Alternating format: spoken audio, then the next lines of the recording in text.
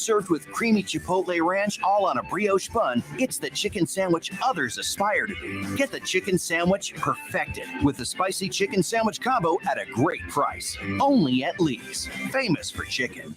At the Montgomery County Veterans Service Commission, we help veterans and their dependents navigate the process of applying for benefits administered by the VA. We can assist with VA claims, pensions, and a variety of benefits, including emergency financial assistance, transportation, and legal services.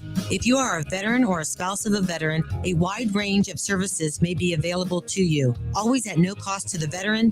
We are honored and proud to serve all Miami Valley veterans. Contact us today at 937-225-4801. Hey everybody, it's Stephen A. Smith, and everyone knows my feelings on Cowboys fans. But really, Justin Kenner, you're a Cowboys fan and a Browns fan? Good Lord have mercy. I don't know what the hell to do with y'all. I really don't. It's the Justin Kenner Show with Kev Nash. Weekdays from 3 to 6 p.m. on 1410 ESPN Radio.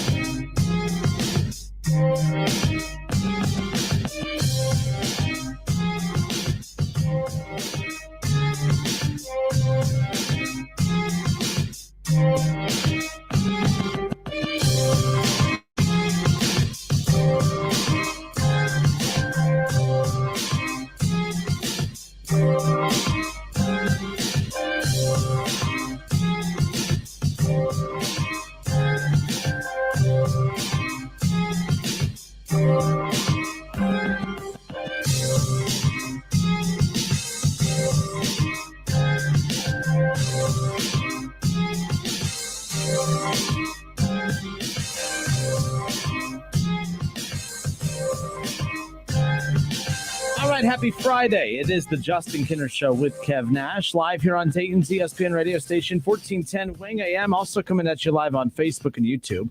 Head to Facebook, search the Justin Kenner Show. Like, subscribe, follow along, and you can watch the show weekdays live from 3 to 6 p.m. Happy Friday, Kev. Good Friday to you, young sir. Short week. We weren't on yesterday. We weren't on Monday. Back today, and then take another couple days off, you know. Look at that. That's why they pay us the big bucks. A lot to get into today. The Major League Baseball lockout has continued. In fact, they have until Monday to get a deal done. Otherwise, well, the regular season will not start on time. And that's a hard deadline that the league had put in place, of course, and the ongoing I guess the ongoing social media battle of just trying to be able to get people to pick sides, to feel sorry for one side or the other. And I know we've spent time on that in the past. I don't want to spend too much time on it, but it was interesting last night because I had come across a tweet that I found interesting. So Travis Shaw. It must just be my relationship with people with the last name Shaw. But Travis Shaw had tweeted out that the amount of media posturing done by Major League Baseball throughout this entire process is laughable. He says, be better. And he was retweeting. It was an AP Sports tweet from earlier in the week. And I understand why they're frustrated, because I thought this headline for AP Sports, for them to have this headline was a little of a dig to the players. Mm-hmm. But it says, Mets Max Scherzer arrives in a Porsche, joins fellow pitcher Garrett Cole and other players as Union and Major League Baseball meet for a third straight day and attempt to salvage opening day on March 31st amid the lockout. That obviously irked some players. Now, they're irked by it, but, I simply ask, was he wrong? He did pull up in his Porsche. You pull up in your Porsche to go to a negotiation battle to say that we just don't have enough money. And then the rich owners who own multiple yachts, who own multiple property, who own multiple everything, they're trying to say that, that they don't have enough money. And it's just, it's greed on both sides. Kev, I know you and I are on different sides on this, but when Travis Shaw had tweeted that out, I had just retweeted it and simply stated that both sides should actually be better. Greed on both sides is fueling this. The only ones who actually are being disrespected right now are the fans, assuming that the season does not start on time. Regardless of, I know last week we talked about, which side are you on, or why do you feel for this side? Why do you feel for this? My whole point about all of this is I don't feel bad for any side. I'm not pro, like people, when I'm going back and forth with players, I'm not really pro owners, but I'm not pro athletes either. I'm just looking at this as a fan. I just want the season to start. That's really what it comes down to. And regardless of what's actually being discussed behind closed doors in these negotiations, the perception is that me as a fan, I will not get my baseball because rich people are arguing over who gets more money. Mm-hmm. It's as simple as that. It's as simple as that. So Travis Shaw tweeted back to me, not happy with me, of course, saying, you do realize that the lockout, he put in parentheses, is completely on one side, right? He goes, we could easily all be at spring training and playing while something is worked out and agreed upon. One side implemented the lockout and has kept baseball from being played right now. That is one way to frame it. So I simply countered back when he said, you do realize that this lockout is one-sided, right? And I responded back with, well, you do realize that a negotiation, it takes two sides. It's a negotiation. Both sides are bringing stuff to the table. Every time the owners turn down something that the players are pitching for, the players are then countering with declining what the owners are pitching. Again, this is why I'm saying I'm not taking sides here. I'm just annoyed with this entire situation. So that's what I had tweeted back to Travis Shaw, saying, you do really know if he's going to come at me and say at 1410 Kinner, you do realize that the lockout is completely one-sided, right? As if trying to use this tone as if like I just have no idea how this is working. Yes, the owners initiated the lockout. Yes, the owners could sit back and say, you know what, why don't you guys go ahead and head to spring training and we'll hash this out. No, the owners have that leverage. And to me, if me or you have leverage, I would love to be able to utilize that leverage. If me and you had leverage, Kev, me and you would definitely utilize that leverage. So why should we get mad at the side that has that leverage to hold over the employees, if you will? I don't, want to get back into why we should pick one side or the other. I'm not pro-owner, pro-athlete in this. All I'm saying is stop trying to make it sound like the athletes are the victims in this as well, because they are also holding this negotiation up. They are also declining what the owners are offering, just like the owners are declining what the athletes are offering. Everyone is fighting for the bigger chunk of the pie, and the pie has gotten bigger. The players think that as the pie gets bigger, that they should get more of that pie, that they shouldn't still, if you start out with just a medium-sized pie and that sliver that you get ratioed out to the rest, if that pie gets bigger, you shouldn't have the same cut of pie, right? Like you should get a little bit more of that. I understand that. But again, I don't care.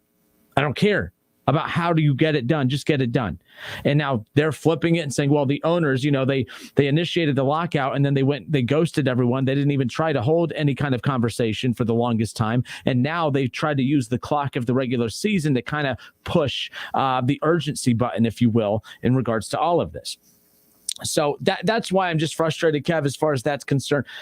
We don't have to discuss which side we're on, but what I don't want to hear is that either side is a victim in this. The owners are not victims. The athletes are not victims. The fans are the really ones that are victims at the end of the day. And the owners, I'm not defending them here, but if they're utilizing leverage, good for them. Just like if the athletes who have leverage, which by the way, they do. That's why the seasons, I don't want to hear about how the baseball players don't have leverage here. They have more leverage in these negotiations than in any other sport. They have more leverage in the back and forth with Major League Baseball than what the NFL players do with their league. They get more say-so in Major League Baseball's outcome than the NFL players do with their commissioner. The same thing with the NBA. They have more power. The Major League Baseball players have more power than any other group of professional athletes. So don't tell me that, it's all the owners. This isn't fair. You get more of a say on how your sport plays out than any other professional athlete out there. I don't want to hear about it. I don't feel bad for either side, especially as the deadline arrives on Monday. And every report that's coming out is that they have made zero headway at all on any kind of deal. This isn't getting done by Monday. Games will be missed. And we as a Reds affiliate, unfortunately, I'm 95% sure we will not have Reds opening day on March 31st as planned. Got that classic games loaded. We have to go back to the COVID vault, huh? Where we had our Reds game of the week. Yes, exactly. That's basically what we'll have to go back to. But I have questions because I'm not privy to everything. I haven't been keeping up to speed with it. I just wait till they come back. So these are my questions, and if anybody can answer them for me, please inform me. So when a lockout happens, obviously that is generated from the ownership. A strike is generated from the players. So has the collecting bargain agreement expired and they're trying to get a new one? Or is this saying from the owner saying, yeah, we got a collective bargaining agreement with the players union and the ownership, we're still locking you out because we want to restructure it? That's my main question. If you know, great. If one of our listeners knows, they can let me know. That's my question, because that will kind of shape how I view things going forward. Because if it's a situation where the collective bargaining agreement has expired, then I can definitely understand. I can always understand where you're coming from. With it expired. Okay. So real quick, just because I have it up here in front of me, just in case you had asked that, Major League Baseball's lockout started on December 1st at 11:59 p.m. Eastern. Okay. The collective bargaining agreement, which is the negotiated accord that governs almost every aspect of the working relationship between Major League Baseball and the Players Association, expired. So that's why the owners are saying that would be like if mine and your contract ended. Right. And I arrived to work the next day. Our company could say, Justin, until we agree on a contract for you, you cannot host the Justin Kinner Show with Kev Nash until we get that contract out. It's not as cutthroat. I shouldn't say cutthroat, but it's not as much hardball. It could be in certain situations. Mm-hmm. It's not at this level, at this type of market. You're not going to get that. But hell, we don't even have a boss at the moment. So, I could just do whatever the hell I want, right? But the bottom line is that so that would be like my boss saying, well, you will not be able to host your show until you agree to the contract that we provided for you. Well, no, Mr. Boss. I want this. I want that. And I want this. And I will not host this show until I get X, Y, and Z. Well, okay. Well, we'll send it back up to the top and we'll figure out what we can work out for you. But until then, we'll just pull the show for the next week and to give us a week to get. It's no different than what we have to deal with in our industry. I know it's different than others. Some people work in unions, some people don't. You control you. So both sides are doing what they're supposed to. The Players Association is fighting for what they believe is right. The owners are fighting for what they believe is right. And to me, it's not up to us to decide what's right and wrong. I saw somebody yesterday, Nick Kirby, who has been on the show in the past. Him and I have this kind of back and forth from time to time because he's one of those advanced analytical guys. But, he tweeted out, I got to find it. He did a poll, and I don't understand a poll like this. I don't understand how people view it this way. So he tweeted out that there are a lot of loud opinions. This was tweeted out. Of course, this was in response to me and Travis Shaw going back and forth on Twitter. So he goes, there's a lot of loud opinions out there. I have loud opinions that, but I'm generally curious how the average baseball fan feels about this. If you were forced to pick a Major League Baseball season starting on time, but an unfavorable deal for the Players Association, or would you pick a Major League Baseball season being delayed by a month with a much better deal being done for the Players Association? And I simply responded with, why does a fair deal for the players in our eyes matter? Why do, and again, this is similar to what we talked about last week. I know you had said you're more pro player because you can relate to who they are in the fight against the bigger company. And I understand that completely. But his line of questioning here, well, as a fan, what would you rather have? A Major League Baseball season starting on time with an unfair deal done for the players, or a delay to the season and the players getting a fair shake? Let me ask you, do you care that much about the players getting a fair shake? And let me ask you, can you even explain to me what you think a fair shake is? I don't think we don't understand enough of the details and the minutia of everything being discussed for us to give a legitimate answer. I get why you could relate to the players, as we all can, but this type of question, I don't understand why, man, I'd rather the season be delayed than the players get an unfair deal. But then when you ask these guys, well, what's considered an unfair deal? They can't tell you. And I can't tell you. I don't even know what a fair deal is. I'm just tired of hearing about it. I want the season, man. Well, there's going to be some people out there that try to explain to you what a fair deal is, and they have no idea. They barely graduated from high school. Mm-hmm. You know what I'm saying? So we talked about this off mic about other situations that's going on around the world and everything like that. Everybody becomes an expert on these things. For me, come on, man. I'm not smart enough to figure none of that type of stuff out. Like, what's quote unquote a fair deal? It can be explained to me, like, which side is this side and that side and what's proposed and everything like that. Well, I would say, well, that seems pretty fair to me. Like, I can make that adjustment or assessment on a situation like that. But as far as just a fair deal for the players and it start on time, like, as a fan, everybody just wants the games to start. Everybody wants this thing to start. Everybody wants to be entertained. Everybody wants to get to All-Star break. Everybody wants to get to the playoffs. Everybody wants to get to the World Series. And they want their team and they want their best players shining all season, have something to watch until football season comes around. Let's be real about this. So with the delay of everything with baseball, the problem is, like it's always going to be in baseball, is that you end up losing the young fan. The young fan keeps the game going. no offense to our older listeners, but y'all gonna watch regardless because y'all grew up with it. Y'all love it. Y'all here for the long haul. Just like college football got me hook, line, and sinker. Well, guess what? It ain't really, it's about to stop being about me. It's about to start being about my younger cousin who's 13 years old. That's who they need to be getting hook, line, and sinker. And that's who baseball needs to be getting hook, line, and sinker. So if it's not on TV, if it's not being talked about, and there's not excitement around the game, then you lose people. And then it's hard to get those people back. So as for me, I'm just going to wait because my team ain't that good anyway. So when they come back, great. If they take a year off, oh, well, we weren't going to win the World Series anyway. So when you have people like me who really just, all right, it'll be here when it gets here, that's the worst place to be. They want people like you that are super passionate about getting the game back, whatever way it is. If it's for the more favorable for the players or more favorable for the owners, you really don't care. You just want the games. Me, I'm just like, whatever. I don't care. And that is exactly where baseball does not want to be, with a whole bunch of people that say, I don't care. Just let me know when it starts. And if it comes on YouTube TV, I can watch my Cleveland Guardians. If not, oh, well, I'll catch the box score and see how we're doing. That's not a good place to have your sport. No, it's not. In fact, it's interesting. The very first comment in the chat section today comes from Jeffrey Thompson, which, by the way, head to Facebook, search The Justin Kinner Show. You can be involved in the conversation by leaving when you're watching the show, you can leave your opinion in the chat section. We'll pull it into the show. Your profile picture will pop up and everyone can see it. Really cool. Be a part of the show. So Jeffrey Thompson, Kev, says at this point, who cares when the lockout ends? Baseball is unfortunately dying. I think that's and again, here's the deal. Baseball can say baseball's definitely not dying. Well, sometimes you know who gets to decide that? Fans. Right. Now, I'm not saying one opinion of one fan is what the actual perception of the sport is, but I do think that when you have exhausted your fans more than you have entertained your fans since 2020, when COVID, led to the work stoppage or led to the delay to the season or the 60-game season, we have talked more about the owners versus the players than the players versus the players out on the field over the last 2 years.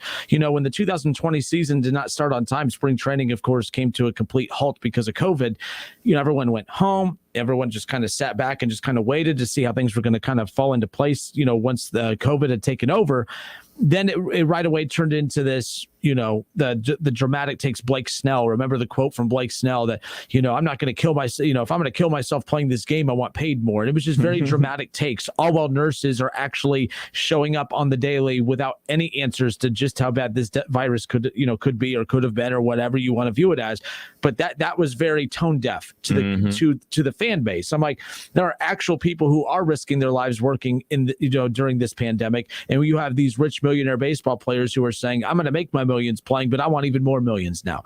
That's where I thought the disconnect really started between the fan base and the players. And then the owners come across just as hypocritical. And I don't feel bad for owners. I don't feel bad for players. And I think it would be easier to feel bad for players if they weren't doing so much chirping on social media, trying to convince us that they are the victims, when really you and baseball are more of a team than you think.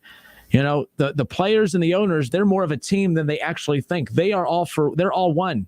I view them as all one, Kev. I guess that's the difference. While others are trying to figure out what side they want to be on, I view the Travis Shaws and the Castellinis of the world as on one team, because they are all Major League Baseball. So when they're debating one another, they're negotiating one another, and it's delaying our season, I blame baseball. I blame all of it. It's all on them to me. That's what I mean by that. Like, I know that it's supposed to, well, are you on the player's side or the owner's side? To me, I am on my side, the fan side. I'm on the fan side. To me, the player's getting a great deal done for them. I don't know how that benefit. I could even spin it. I hate the 10-year max deals in baseball. I hate that a megastar can now marry a team for 10 plus years, and that player's locked in. He's locked in. That player being locked in for that long now restricts the cap space and the opportunities to put better players around. There's a reason you don't see repeat champions in baseball. Now, you could say, well, that's a good thing. Well, it's a good thing, but at the same time, I still do think there needs to be that dynasty feel in all sports. The Chiefs may not have won back-to-back, but they went to back-to-back Super Bowls, almost made it back to 3. They've technically only won 1, but you at least feel like there's always a dynasty in football, but it's not a dominant dynasty that ruins it for everybody else. The Miami Heat almost ruined it for everybody else else in basketball. The Golden State Warriors, they technically did ruin it for a lot of casual basketball fans because we got tired of knowing what the finals was going to look like and how the result was going to be before it even started. I think you need to have that dominant team, but you also need to teams can't sustain. You know, the Reds make the playoffs, and the very next year they're talking about blowing it all up because, well, we went all in for a playoff run, not all in for a World Series. We went all in just to make the playoffs and make things interesting. And now there's talks of, you know, letting just guys go. It's frustrating. I think that the better deal that the players get is actually worse for the fans. The better deal that the owners get, the owners don't want to lock in players for 10 plus years. They don't want to have to pay these obscure amount of dollars. You could be pro player because, hey, go get yours the way we want to go get ours. But for my viewing pleasure, it impacts how my team has an opportunity to win. The Cincinnati Bengals just made it to a Super Bowl. And it's not that unheard of to have a team go from worst to first. It happens all the time in the NFL. The big markets, the small markets, it doesn't matter. Baseball, it matters. And that goes back to that cap space deal and the you know, whatever. But either way, that stuff will never change. But right now, I don't feel bad for either side. So more of the Facebook reaction. Sean Boland says, if baseball ends, I don't know if I'd even notice. That's a problem. Again, people are saying, well, Sean, enjoy not watching. I'm not going to say that because there's a lot of people like Sean. Now, there's a lot of people that'll sit back and say, I'll watch it when it gets back. And that's fine. But again, to anytime you have a plan that can lose viewers or listeners, that's a problem. Ron Howard says Scherzer is the highest paid player in Major League Baseball. Ron, thank you for teeing that up for me. Here's a notable, this comes from a Spot Track. I don't know if you follow that on Twitter or not. Really good. It covers a lot of the salary numbers and a lot of free agent numbers for all of pro sports. But it says notable Major League Baseball salary lost per day if the regular season games are missed. Per day. So if the season ended if they don't get a deal done by Monday and the season doesn't start on time, and let's say the season starts on March 31st and they actually don't end up starting the season until May. For an entire month, let's say the season doesn't start for an entire month. Here's how much the players will lose. Max Scherzer, on average, will lose $232,000 per day. Per day. Anthony Rendon will lose $193,000 per day. Garrett Cole will lose $193,000 per day. Corey Seager, Jacob deGrom, Nolan Arenado, Steven Strasburg, Mike Trout, all of these guys will lose $175,000 per day. Per day. Now, you could say, well, man, I feel sorry for the players. No, look at how big their contracts are, that averages out to the fact that those fools make $190,000 per day, while you're lucky to make that in 2 to 3 years combined. And you wonder why I don't feel bad for the players. I don't feel bad for the teams either. These guys are billionaires complaining about, I don't have enough for a wide receiver. I don't have enough for a catcher. I don't have enough for... Give me a break. You can miss me with that one. But it is. See, the thing is, especially in this country, when unions initially started, they worked. And unions in the auto industry and the manufacturing industry, the unions were there to protect the working man and everything like that. And obviously unions went into sports and everything like that. So when people talk about their pro-union and everything like that, they're thinking from the aspect of the everyday man. But when we look at unions from the aspect now, because there's not a ton of unions out there nowadays, the unions that we know about are the NFL, NBA, Major League Baseball. So when people hear union now, they think of this, and they have you in a union, you're stopping my sport. You're stopping me from watching baseball. Oh, the NFL, they had their union situation, but eventually they got everybody to sign and everything like that. So it was a potential that NFL couldn't be. Could you imagine that? No NFL? If people are losing their mind over no baseball, imagine them if there's no NFL. You know what I'm saying? So unions always start out, well, they did start out as a great thing for the everyday man. And now we have this situation with the MLB and the players union. And now you have strife. And now you have everyday man that has a union that he works for or works with, looking at their union, not on the same page. Like I view it as an aspect of, all right, man, they're a working person like I am, but the average everyday working person is saying my union ain't built like that union, so I don't like it. So it's conflict. It's conflict from Major League Baseball, and now you have conflict with the everyday person that's watching it. And much like yourself, you just want the game. So I can't knock it. I can't knock a person for being upset with the whole situation from ownership to the players, because ultimately they want to pop a beer, spark up the grill, listen to the game on the radio, and enjoy their baseball. It's really as simple as that. And I got a good kick out of, some of the responses that I got. So again, if you're just tuning in, Travis Shaw went at me yesterday because I had said that I think that the players union, the players association, and the owner side, they all needed it, because he'd called the owners out on Twitter saying that Major League Baseball needs to do better. And I was like, well, I think both sides need to do better. I mean, Monday's the deadline, and every report that comes out, they haven't made any headway. They have not made any progress whatsoever. So Travis Shaw came back at me on Twitter and said, you do realize that the lockout is completely on one side, right? So I responded back. I said, well, you do know how a negotiation works, right? Like a negotiation, it takes two to tango. Mm-hmm. It takes two to screw up the passion of the fans have for the sport when they just look at a bunch of millionaires arguing. And to be fair, if I'm a professional athlete, you could say, well, there's a lot of jealousy coming from the tones of your voice. Probably. Like that. I mean, basically what I'm saying is I don't make as much money as them, so I don't want to hear about them arguing over how much money they make. Aren't you the same way about anything? I mean, let's just be honest. Let's be real. Let's take a look at what's going on in our world right now. The real issues that are happening in the Ukraine and everything else, those are real problems. But guys like Travis Shaw over here are like, feel bad for me because they're not giving me my money. No, sorry. Bigger things to worry about than this stupid lockout. Play ball. That's all. 518-1410. That's the number to call in and jump in on the conversation. Or, of course, you could jump in on Facebook. Steve Stetler on Facebook. Kev says, I'm twice your guys' age and baseball is dead to me. I'm usually a 20-game guy a year. It's so messed up. Start with marketing their players. Can you name a star on Arizona's team? I can't, and I once could.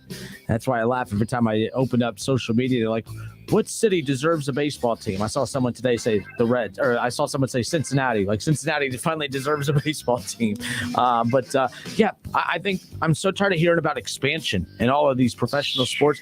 I honestly think the sports world, the professional sports world would thrive, at least from a fan's perspective. Less teams. There's so many great players. Let all those great players go build up these mega teams and then be entertained by.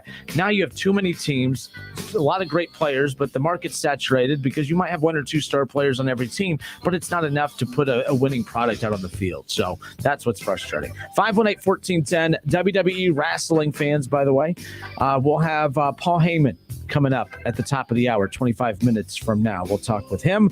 Excited about that. WWE Monday Night Raw will be live in Columbus this coming up Monday. In fact, I'll tell you how you can win some free tickets. We already gave out a couple pairs of tickets the other day, and I have more. Paul Heyman sent us quite a book of tickets that we'll be giving away for Monday Night Raw. What a nice guy. He is a nice guy. We butted heads earlier today, but I think we're okay now. I think we're on the same page. But and I'm a fan of his too. And he was kind of he wasn't the friendliest guy, but I think him and I made up. I think we're on the same page now. Between Travis Shaw and Paul Heyman, I've just had an interesting 24 hours, let me tell you.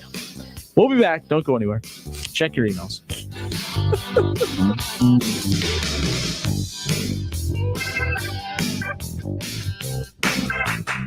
It's the Justin Kinner Show with Kev Nash. Justin, you're awesome, baby. Right here on 1410 ESPN Radio. Water stains on the shower glass. Try rubbing some shaving cream on them. Tyler's cleaning crew knows every housekeeping trick in the book. Handling timesheets now. But they need a proper bookkeeper to keep finances tidy. New equipment is a business expense, right? Indeed can help them hire great people fast. I need Indeed. Indeed you do. Instant Match instantly connects you with quality candidates whose resumes on Indeed match your sponsored job description. Visit Indeed.com/credit and get $75 towards your first sponsored job. Terms and conditions apply. And now a small business setback is assessed by a beloved family pediatrician. Oh, hey, Tiger. Big scary tree branch give your work truck a boo-boo? Yeah. Wow. See this thing on my phone here? It's the Progressive mobile app. Just push that little button there and report your claim. Attaboy. When owning a small business gets painful, Progressive Commercial is here to make it all better. Get a quote in as little as 6 minutes at progressivecommercial.com. What's this? Candy drawer? Who wants a lollipop? Progressive Casualty Insurance Company and affiliates. Covered subject to policy terms and conditions. Total claims not available in all states or situations. O'Reilly. Improve visibility and save money at O'Reilly Auto Parts. Replace your old wiper blades with a new pair of Rain-X Advantage wiper blades and save $10 now at O'Reilly. Our professional parts people will even install them for free. See better and drive safer with new wiper blades from O'Reilly Auto Parts in store or online at O'ReillyAuto.com. O'Reilly Auto Parts. Cutting the price of your wireless bill feels good, really good. Actually, it feels great. You should try it out. So cut your bill by switching to Straight Talk Wireless, now offering our $45 Silver Unlimited plan with 5 gigabytes of hotspot and nationwide 5G on America's largest, most dependable networks. The $45 Silver Unlimited plan from Straight Talk. Straight Talk Wireless. No contract, no compromise. A month equals 30 days. See terms and conditions at straighttalk.com. 5G capable device required. Actual availability, coverage, and speed may vary. Do you have standing water, a wet basement, or water in your heat ducts? Hi, this is Jeff Heil from Buckeye Landscaping and Ohio Irrigation and Drainage. At Ohio Irrigation, we have a solution to end your drainage problems. We provide a free custom design and estimate to meet the needs of your home and keep you worry-free when it rains. Call Buckeye Landscaping, Ohio Irrigation, 432-9911, or visit our website, buckeyeindohio.com. That's 432-9911. Stop worrying. Call for a free estimate today. O'Reilly. Improve visibility and save money at O'Reilly Auto Parts. Replace your old wiper blades with a new pair of Rain-X Advantage wiper blades and save $10 now at O'Reilly. Our professional parts people will even install them for free. See better and drive safer with new wiper blades from O'Reilly Auto Parts in store or online at O'ReillyAuto.com. O'Reilly Auto Parts. Cutting the price of your wireless bill feels good, really good. Actually, it feels great. You should try it out. So cut your bill by switching to Straight Talk Wireless, now offering our $45 Silver Unlimited plan with 5 gigabytes of hotspot and nationwide 5G on America's largest, most dependable networks. The $45 Silver Unlimited plan from Straight Talk. Straight Talk Wireless. No contract, no compromise. A month equals 30 days. See terms and conditions at straighttalk.com. 5G capable device required. Actual availability, coverage, and speed may vary. Ray Magliozzi here. eBay Motors has the right parts at the right prices. 122 million of them. And if there's one thing I love, it's great parts and great prices. eBay Motors, let's ride. You want more local content from Dayton's ESPN radio station 1410 Wing AM? Make sure you subscribe to the WING 1410 Dayton YouTube channel, where you can watch all your local shows live or go back and rewatch previous episodes of the Justin Kinner Show with Kev Nash, the Keith Byers Show, Talking Out Loud with Sully, and more. You wanted to see me? Yes, please, have a seat. So here's the thing. When this company brought you on, we took a chance on you. You didn't have that 4-year college degree we typically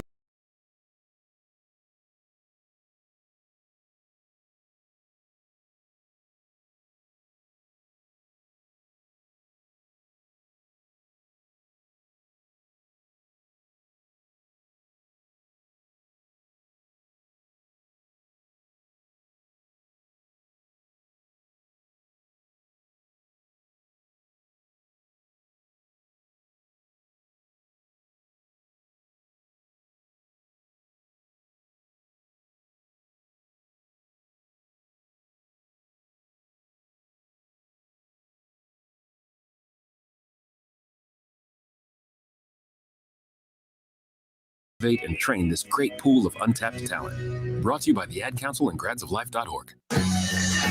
Attention men under the age of 35. You know what really impresses the ladies? When a guy has a few drinks and later gets pulled over for buzz driving. That could cost you around $10,000 in fines, legal fees, and increased insurance rates. There goes let's grab dinner and a movie. Oh, I know. You drive more carefully when you're buzzed. You've proven that hundreds of times. A woman admires that kind of confidence. And you've practiced how to speak if a cop does pull you over. Slowly, clearly, and politely like, "Good evening, officer." A woman admires that kind of foresight. And what woman doesn't find it adorable that you call it buzzed even though the law calls calls it drunk. You can kiss $10,000 goodbye, along with any chance of having a girlfriend. Because nothing says I'm a catch more than a guy who lives in his parents' basement and calls it my place. Buzzed, busted, and broke. Because buzz driving is drunk driving. A message from the National Highway Traffic Safety Administration and the Ad Council.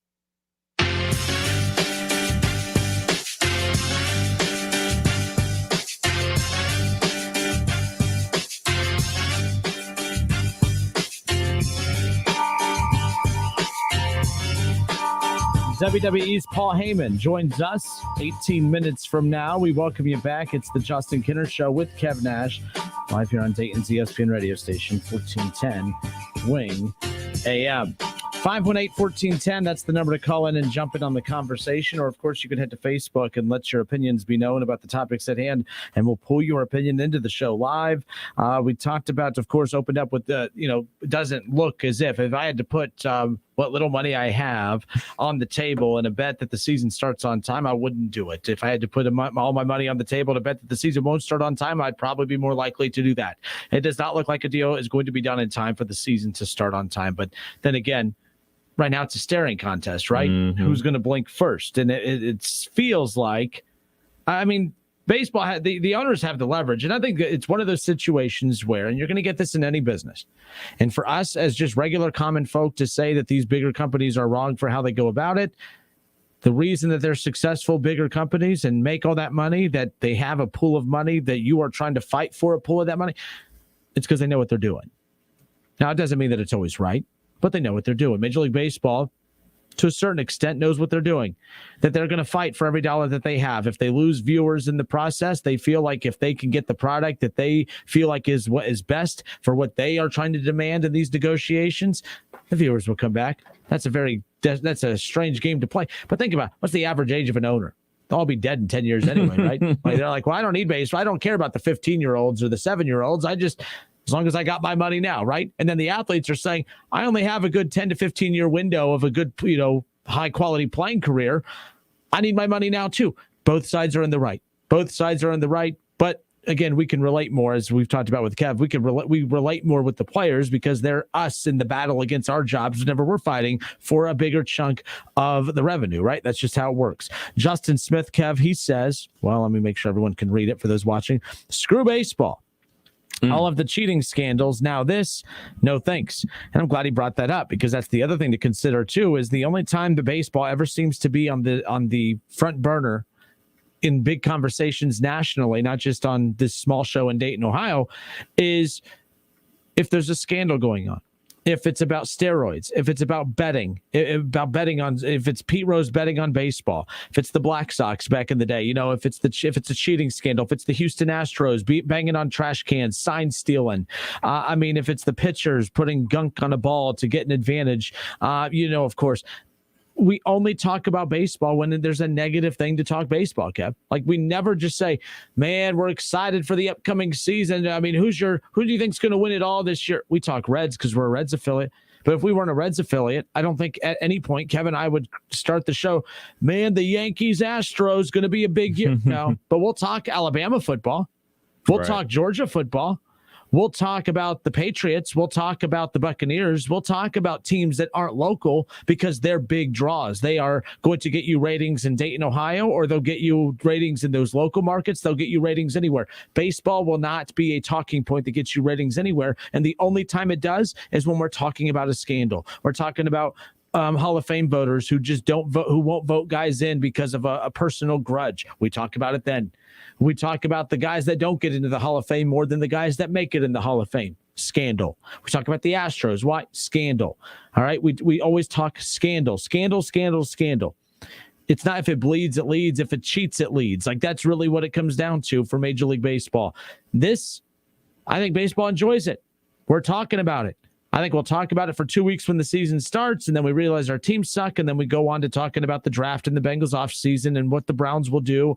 Man, the Buckeyes kick off here in a few weeks. Hell, we'll talk heavy spring game football storylines coming up around the corner. Oh, Baseball is only relevant. Talking about them linebackers. It's just a mess.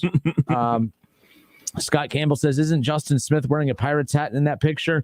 I don't know, but I don't disagree with Justin Smith at all about this particular subject at hand. But I think it's a problem that the only time baseball's talked about is when there's a scandal. That's it. Yeah. So I'm looking up some of the issues that they're talking about. One of them they're talking about is the minimum salaries, for the younger guys and everything like that. So according to this article on ESPN, baseball is last between MLB, NHL, and NFL in their minimum salary. So they want to increase the minimum salary. So I can respect that from the bigger name players saying, hey, we want to look out for the little guy or the guys that are coming up. So I can respect that.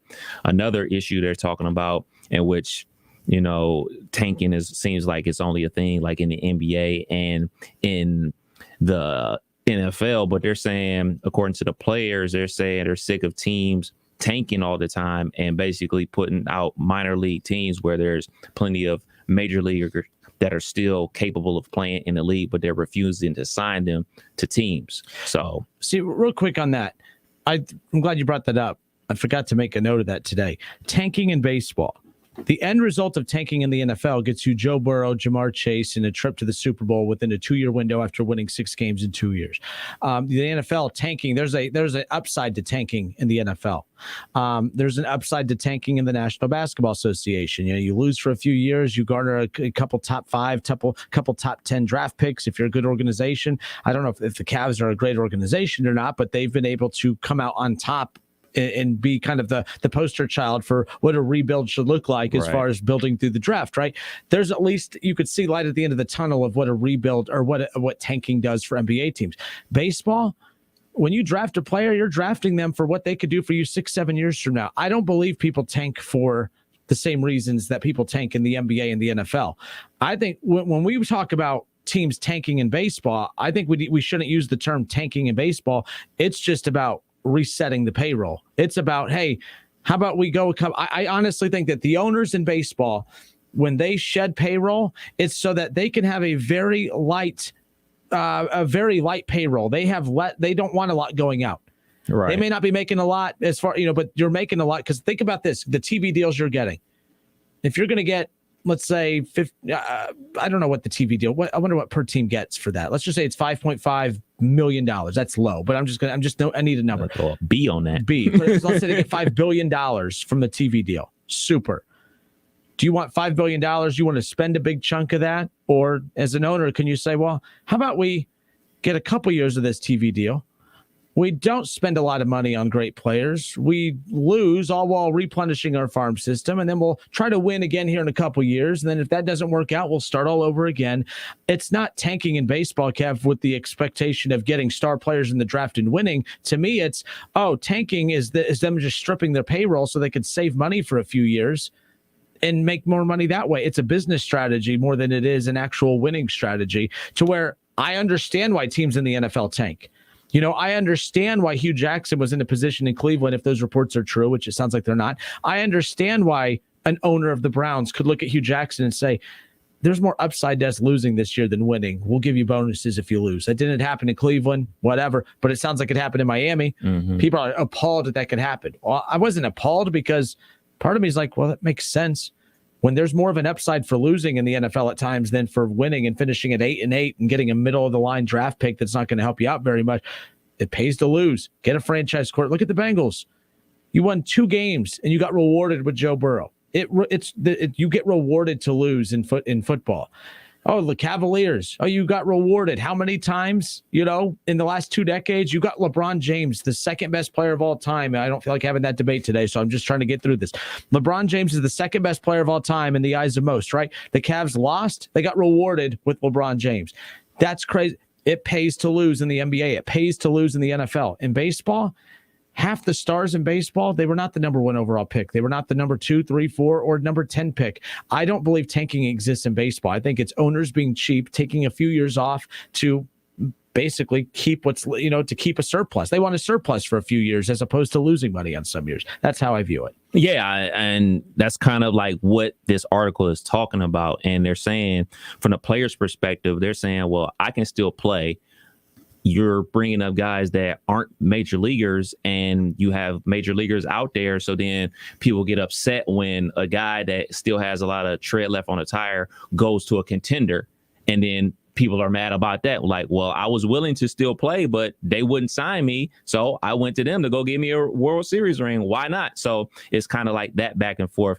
And then, of course, the last point that they're talking about is the revenue sharing, which is always going to be a hot button issue. But like, these are reasonable things to have issues over. These aren't things that like I don't think people can be like, oh man, that's nothing to be arguing about. These are definitely issues that need to be cleared up. And like you were just talking about with the owners, like they do need to answer those type of questions. They do need to answer that to their fan base to say like, hold on, you going out there, or even my team, the Cleveland Guardians, who had, and the Pirates, who had basically the lowest payrolls in baseball, and they expect fans to go to the stadium and have a good time and bring the family and pay for the parking and beers and everything like that. And they don't have to answer to those people, but they stick the manager out there every single night and asking him a million questions about why they're losing, or start asking the one all-star on their team 1,000,001 questions about why the team sucks and everything like that, while the owners are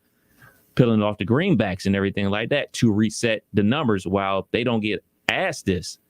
You get to talk to the GM 3 times a year at the beginning of the season, all-star break, end of the season, and that's it. So I think like the players, like that's where their frustration is. Like, hold on, man, it's more to us losing than just me out here on the field.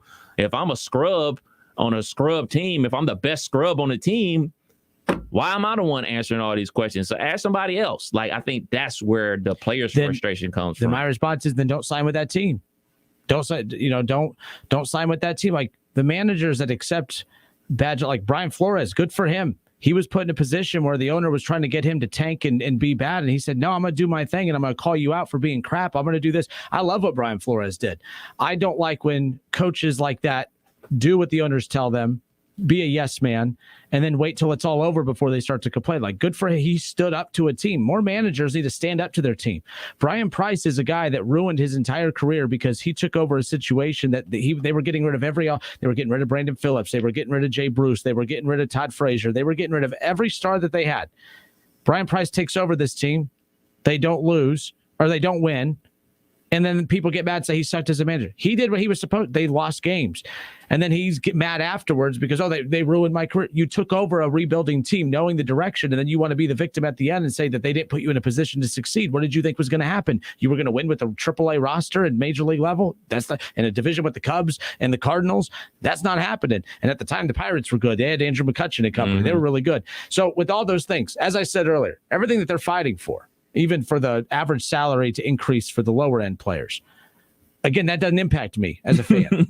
So they may be justified in what they're fighting for, but I don't have to feel bad for a guy that's still making $500,000, $600,000, $700,000 more than me. If the worst player in baseball is still making $700,000 more than I do, I'm sorry. I'm not shedding a tear for you. I don't feel bad for you. And it's not my job to feel bad for them, because we don't go around talking about our money with other people. So don't talk about your money to poor old us and expect us to feel bad for you. That's where I come out with that. I believe that there are justified reasons why they're fighting Major League Baseball, but I think baseball is saying, hey, and by the way, going to the ballpark, getting fans to go to the ballpark anymore and winning, it doesn't pay to win. So for instance, Chad Kinster on Facebook says, would a smart business aspect be spend the money and put a winning product on the field? The more you win, the more us fans would be willing to spend money on tickets.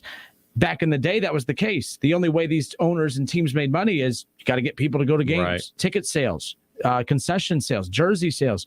All of that's just the cherry on top now, because they're getting billions of dollars from the TV money up front. I've said the TV deals are what kill professional sports, because when you look at an owner and say results don't matter, all I need you to do is just have a team.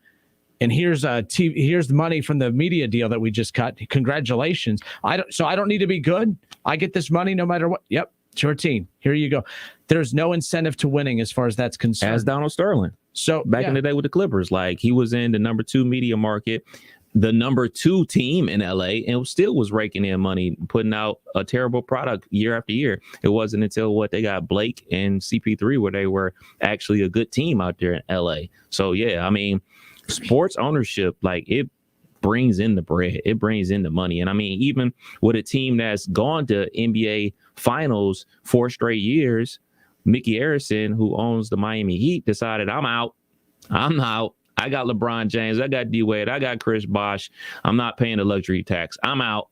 Like, even when you're winning, these guys pull out. So, I mean, I get it. I mean, it's business. It's a ton of posturing that goes on. It's a ton that goes into it. I just don't think it's as simple as, from the player's perspective, I don't think it's just as simple as we want to get out there and play for our fans. And I don't think it's as simple as the ownership they want to put on for their fans. Like, meeting and coming together, which rarely ever happens in baseball. I do want to ask somebody that's like super baseball heavy, like, how did it get to this point? How do you get to this point in baseball where every time there's disruption between ownership and the players union, there's a work stoppage? It seems like that happens all the time. Like, we hear these rumblings in the NBA and they meet and boom, they're on the court. Like, I think the last time there was a work stoppage in the NBA was like 96, 97 or something like that.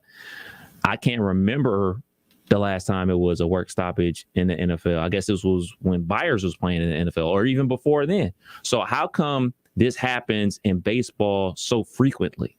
Like, it just seems like neither party is ever happy with the agreements, or they can't even come to an agreement. They can't even come to an agreement. They can't even talk. But sports like NFL and NBA, they keep it rolling. They keep it pushing. Like, I think NHL, they just came from a lockout, right? Recently. But did they? I'm almost positive. For big hockey fans, obviously. Let me double check. We do have, and by the way, keep in mind, we do have Paul Heyman, WWE, coming up here in just 2005. No, 2012. 2012. Okay. But you're right. But like, it's all ego, though. It's not ego. It's money. But ego has such a negative connotation to it. You need to have an ego. You can't become a professional at anything unless you have a little ego and a little belief in yourself that you're superior to other people to a certain extent, right? Like, I think it's very hard to be an elite athlete and to have never thought so highly of yourself that you deserve to be this. Like, that's what fascinates me, is with the negative connotation that comes with the term ego. But money is why. The owners want their money. The players want their money. The players feel that the owners wouldn't have teams if it wasn't for them. And the owners feel like if it wasn't for them, these stars wouldn't have a platform to put their talent on display. And I don't think, to be fair, Kev, they're both right in that situation. Yeah. There's no competition. It's right. Major League Baseball, and that's it. That's why the owners are like, where else are you going to go? Right. And the athletes are like, but there would be no you without us. Also true. It's not like there's two professional baseball leagues that it's not like we're going to talk with Paul Heyman coming. There's AEW, WWE. If I don't like how I'm being used here, I can go to this other professional wrestling entity over here. That's not the case in professional sports. The NFL, you don't like it? Too bad. What are you going to play for the XFL? Good luck getting paid after half a year when they fold. Good luck. Go up to Canada. The NBA, at least there's more options professionally. For basketball players, but I always laugh because everyone threatens, man, the players have the leverage. Well, then go prove it. Go overseas. Oh no, you want to play in the NBA? Oh yeah, because leverage. So until there's competing NBAs, there's competing MLBs and competing NFLs, these professional sports will always have leverage. But the athletes, Kev, are never wrong when they say, without us, there would be no MLB. They're not wrong in that. But yeah, there's no competition. So 518-1410, 518-1410. WWE fans, we are giving away Monday Night Raw tickets. WWE Monday Night Raw will be in Columbus, is coming up Monday. All you have to do is head to the Facebook page, your Facebook page, or head to Facebook and search for the Justin Kinner Show Facebook page. When you get to the show page, like it, and when you've liked it, share the live video feed. We have Paul Heyman coming up here in just a few moments, and I want everyone to go to the page and share it. So we'll talk WWE with Paul Heyman coming up here in 5 minutes. And then after that, we will, of course, pick a winner by everyone that has followed the page and shared it. If you already liked the page, super, go share it then. If you haven't liked the page and want to go and share it, make sure you like the page, because we'll cross-match to make sure we'll pick from everybody that has shared the page. Make sure you like it as well. So head to Facebook, search The Justin Kinner Show, like the show page, and share the live video feed of today's show. We'll talk with WWE's Paul Heyman on the other side of this commercial break. And, of course, we'll give out multiple tickets. Paul Heyman sent us some tickets earlier in the week to give away to you, the listeners. So we'll do that coming up after the show. We'll be back in a moment.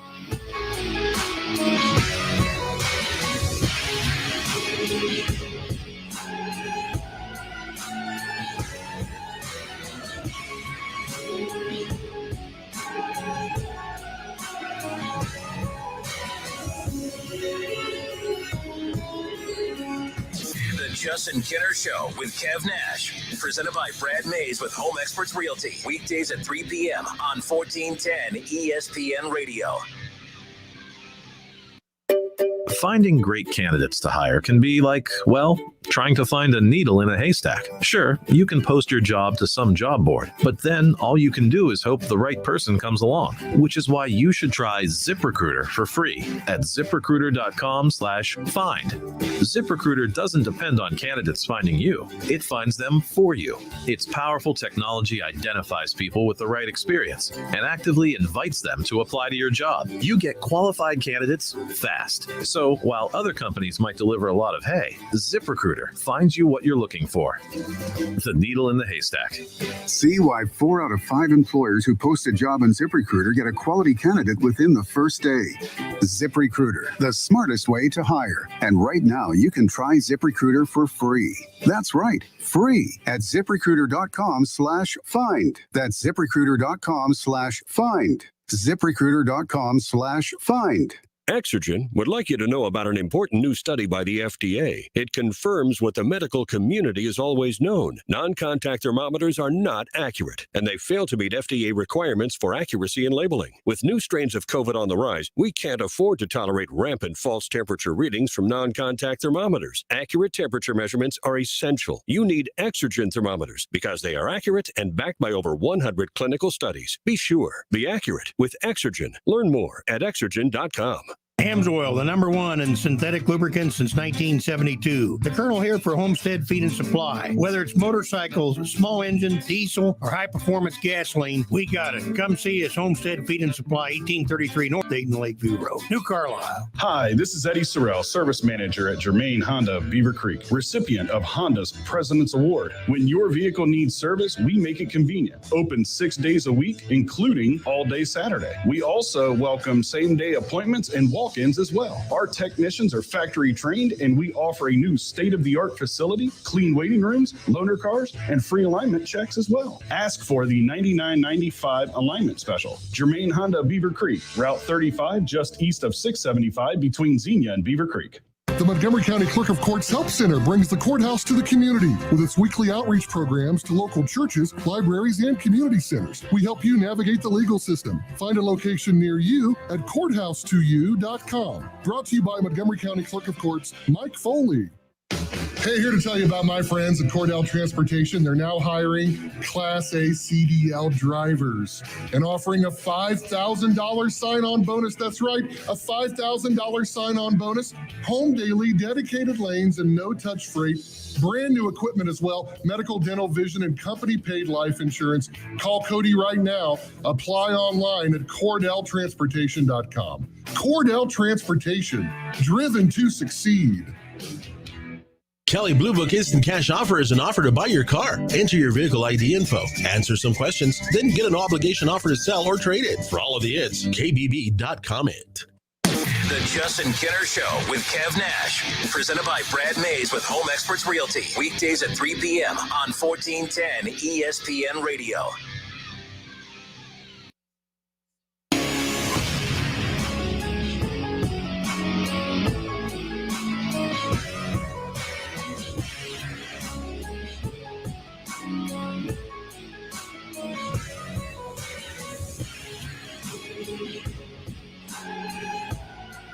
All right, we are back. It's the Justin Kinner Show with Kev Nash, live here on Dayton's ESPN radio station. Head to Facebook, search the Justin Kinner Show, like the show page, share the live video feed, and for you wrestling fans out there, that'll put you in the drawing to win a pair of WWE Monday Night Raw tickets. WWE Monday Night Raw will be live in Columbus this coming up Monday, and of course, we want to make sure that we can send as many of you as possible to Columbus to watch Monday Night Raw live at Nationwide Arena on the road to WrestleMania. I'm pretty excited about that. I'm bummed that WWE has not been back to Dayton in a while, but they've been awesome enough to provide us with some tickets to make sure that the wrestling fans in Dayton still have an opportunity to go take in some of these live shows in the surrounding cities. And if you don't want to participate in this, you don't have to. I get so sick and tired of those folks that believe that they have to go in and be a killjoy and try to ruin everyone else's fun. Wrestling is very, very popular. Many, many arenas sell out for this all around the country on a weekly, monthly basis. And again, there will be WrestleMania, a 2-night event in Dallas, which will be back-to-back nights of 110,000 plus fans watching and taking in WrestleMania. I have no clue why so many of you out there have to be so damn negative. If you want to participate, if you want a chance to win the tickets, like the show page, share it, and enjoy. If you don't, move along. It's not that hard. It really isn't. You don't have to be miserable to everybody, because now you've got my blood pressure up. But it's going to come down now, because I'm excited to bring on our next guest. He is, of course, the special counsel to the tribal chief and WWE SmackDown champion Roman Reigns. We have Mr. Paul Heyman hanging out with us here today on 1410 ESPN Radio. Paul, quick question. Are you a football fan? Who's your football team? You know, I know who you are as the WWE personality, but I'm kind of wanting to get to know you a little bit on a personal basis as far as sports is concerned. Are you a football fan? How do you spend your NFL Sundays? I don't like football because it's fake. Well played. Well played. I have to ask, because I'm sure you get that a lot, right? Like, obviously you are a very popular figure within professional wrestling. I mean, you will go down as one of the biggest names, but you know, you encounter a lot of fans, but what do you, because I know those within your profession have to run into that all the time, those killjoys that love to try and discredit what you do. But when you get that, Paul, when you get the, oh, wrestling is fake line from people, how do you respond to that? I don't respond. Don't watch it. In fact, if you're not passionate about it, please don't watch it. As a matter of fact, I think there should be a litmus test for people who watch this industry, that you have to really like it or don't watch it. If you only kind of like it, I don't want you watching. I don't want you participating. I don't want you coming to the shows. I don't want your money. Stay away from us. Only bring passion. It's like a Broadway play. You know when someone has sit there and, I'm here to why am I here? I don't want to be here. Then don't come. Don't come. If you're not passionate about this, if you're not into it, I don't want you here. Absolutely. It's really not that hard to not always have to try to be a miserable person to everybody out there just because they like something that you don't. But last thing about the NFL, a little bit of a crossover question here, Paul, with WWE and, of course, with football. You know, you look at some of the biggest stars in the business, and I know I'm going to miss some, so excuse me. But, you know, obviously Brock Lesnar had a stint in the NFL with the Minnesota Vikings, The Rock, all the success he had with the Hurricanes, you know, at Miami and the ACC. Roman Reigns, of course, in the a brief stint in the NFL, as well as Big E. I mean, Baron Corbin with the Chiefs for a very little bit. I mean, you look at these big stars in WWE, you know, current stars and former stars. Obviously, there's a crossover there. Do you watch the NFL today and sit back and say, man, that guy right there, that would be that would be a perfect WWE star? I mean, like an Aaron Donald. Can you imagine an Aaron Donald in the NFL? Do you sit back and point at these guys and say, I want that guy right there to be the next WWE star, or a Paul Heyman guy, if you will? Yes, but I'm not going to reveal who they are, because then, number one, it'll cost me more money to sign them, and then number two, someone else is going to try to poach them before I get to them. So, yes, the answer is yes. My eyes are always open, and I don't limit it to just college athletes. I look at who discovered Gable Stevenson? Paul Heyman. Who discovered Parker Boudreaux, who was Harlan in NXT? Paul Heyman. So I always have my eyes out for the next generation. But I'm not going to reveal who I'm looking at now, because that would be very stupid of me. And I'm many things in life, but stupid ain't one of them. Paul, it's been interesting, and it's been fun for me as a fan of yours and WWE in general, watching how your career not so much has evolved, but just how your character, your on-screen character, has evolved. Obviously, being the longtime advocate of Brock Lesnar for the longest time, you became a part-time role, like Brock is a part-time character on TV, of course. So he would come, he would do his 1 to 2 month program, and then he would be off-screen for months at a time, which meant you were off-screen for months at a time. Now you're with with Roman Reigns, of course, and it is interesting. Now you're back to that regular weekly role, and have been for going on well over a year and a half now since that role started for you. Do you like the every week role? Did you miss being on as a regular character, of course, when you were the advocate for Brock Lesnar? Do you like this every week role now, I'm sure?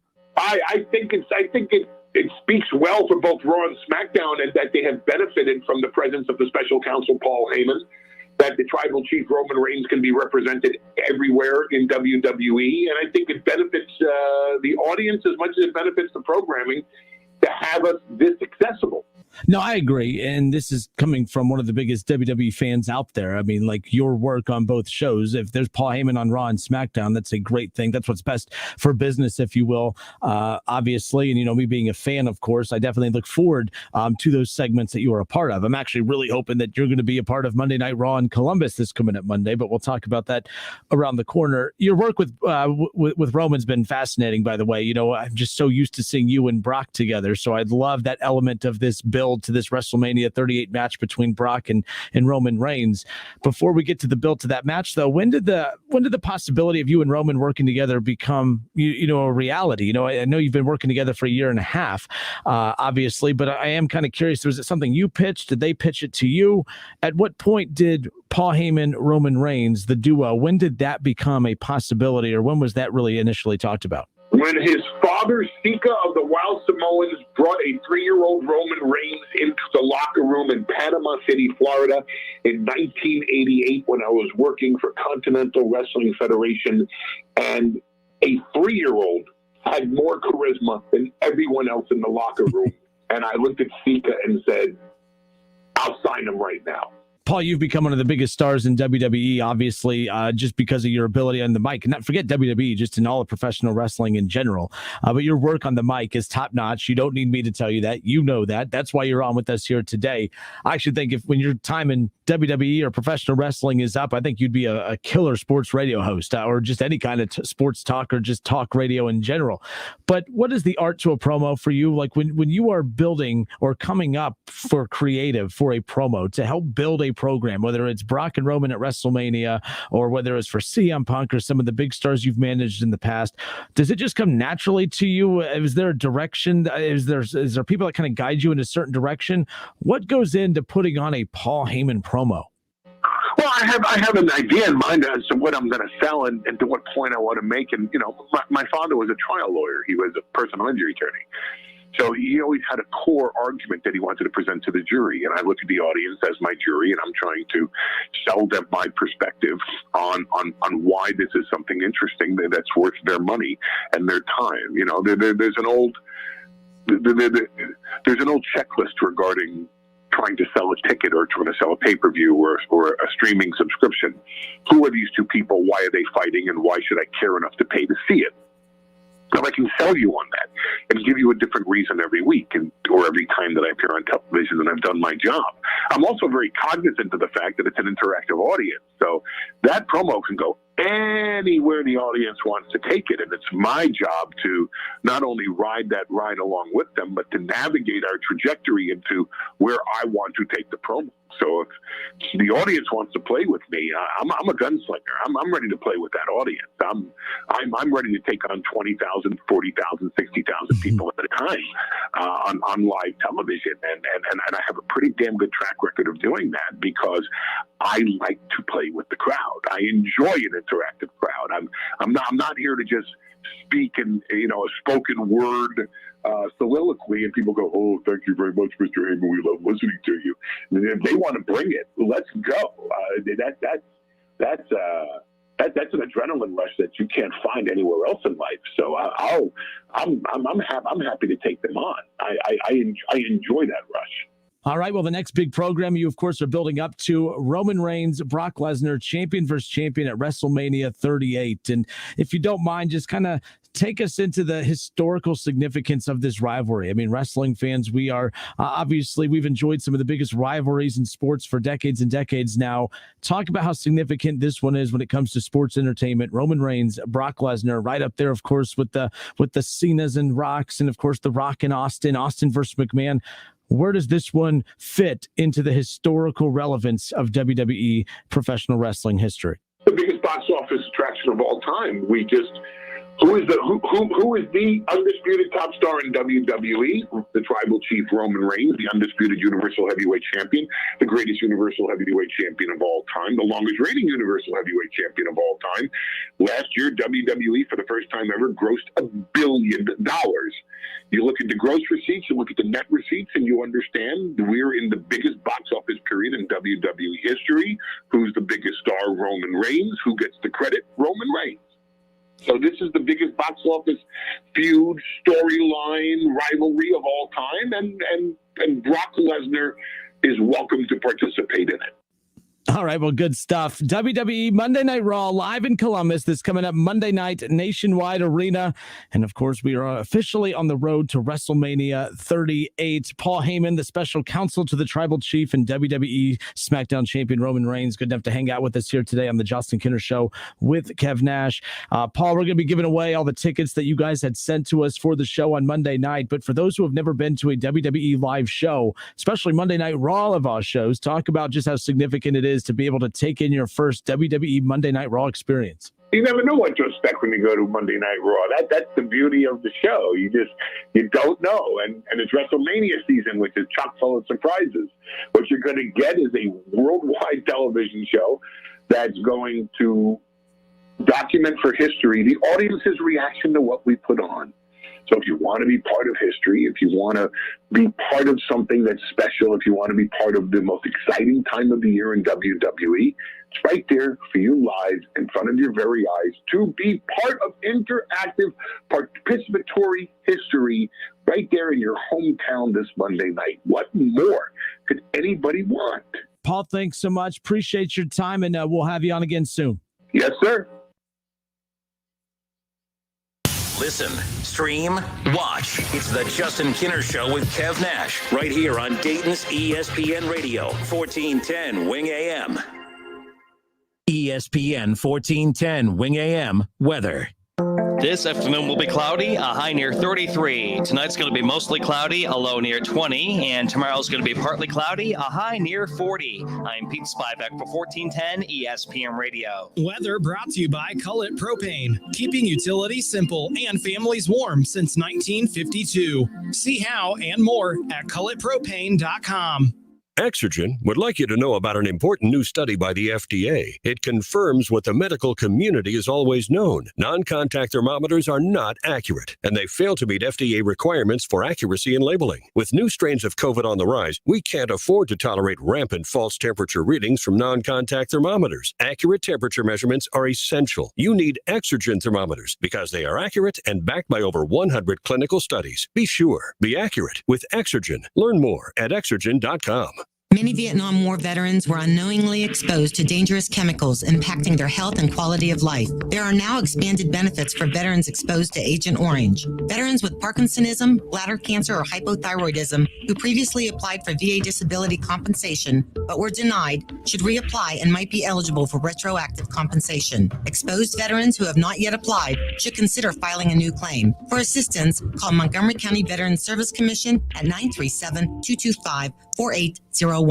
Listen to this station anytime, anywhere on Odyssey. Odyssey is your new audio home for all the music, news, sports, and podcasts that matter to you. Odyssey. That's AUDACY. March Madness and the Big Hoopla are back in Dayton with the 2022 NCAA First Four Men's Basketball Tournament, Tuesday, March 15 and Wednesday, March 16. Experience the madness live at UD Arena, following all protocols to ensure a safe and great time by all. The road starts here, March 15th and 16th at UD Arena, America's most passionate college basketball fans. Get your tickets and donate to be a part of our mission at DaytonHoopla.com. Water stains on the shower glass. Try rubbing some shaving cream on them. Tyler's cleaning crew knows every housekeeping trick in the book. Handling timesheets now. But they need a proper bookkeeper to keep finances tidy. New equipment is a business expense, right? Indeed can help them hire great people fast. I need Indeed. Indeed you do. Instant Match instantly connects you with quality candidates whose resumes on Indeed match your sponsored job description. Visit Indeed.com/credit and get $75 towards your first sponsored job. Terms and conditions apply. And now a small business setback is assessed by a beloved family pediatrician. Oh, hey, Tiger. Big scary tree branch give your work truck a boo-boo? Yeah. Wow. See this thing on my phone here? It's the Progressive mobile app. Just push that little button there and report your claim. Attaboy. When owning a small business gets painful, Progressive Commercial is here to make it all better. Get a quote in as little as 6 minutes at progressivecommercial.com. What's this? candy drawer? Who wants a lollipop? Progressive Casualty Insurance Company and affiliates. Coverage subject to policy terms and conditions. Photo claims not available in all states or situations. Can you imagine going to work every day and loving it? Well, that's what we do at Alpha Media Dayton. And we are looking for a digital sales specialist to join our team. We offer a competitive, guaranteed base plus bonuses. For more info, check out the digital sales specialist position at alphamediausa.com/careers. Staples stores are a new world of possible with innovative tools for small business and remote workers and learners. Explore more at your local Staples store or staplesconnect.com. Finding great candidates to hire can be like, well, trying to find a needle in a haystack. Sure, you can post your job to some job board, but then all you can do is hope the right person comes along, which is why you should try ZipRecruiter for free at ZipRecruiter.com/find. ZipRecruiter doesn't depend on candidates finding you. It finds them for you. Its powerful technology identifies people with the right experience and actively invites them to apply to your job. You get qualified candidates fast. So while other companies might deliver a lot of hay, ZipRecruiter finds you what you're looking for. The needle in the haystack. See why 4 out of 5 employers who post a job on ZipRecruiter get a quality candidate within the first day. ZipRecruiter, the smartest way to hire. And right now, you can try ZipRecruiter for free. That's right, free at ZipRecruiter.com/find. That's ZipRecruiter.com/find. ZipRecruiter.com/find. There are many ways to catch the Justin Kinner Show with Kev Nash on 1410 ESPN Radio, weekdays from 3 to 6 p.m. You can catch it live right here on 1410 Wing AM, or you can stream the show at wingam.com. But now we have another way that you can take in the show. You can now watch the Justin Kinner Show with Kev Nash live on ESPN Dayton's Facebook page. Listen, stream, watch. It's the Justin Kinner Show with Kev Nash, weekdays from 3 to 6 p.m. on 1410 ESPN Radio.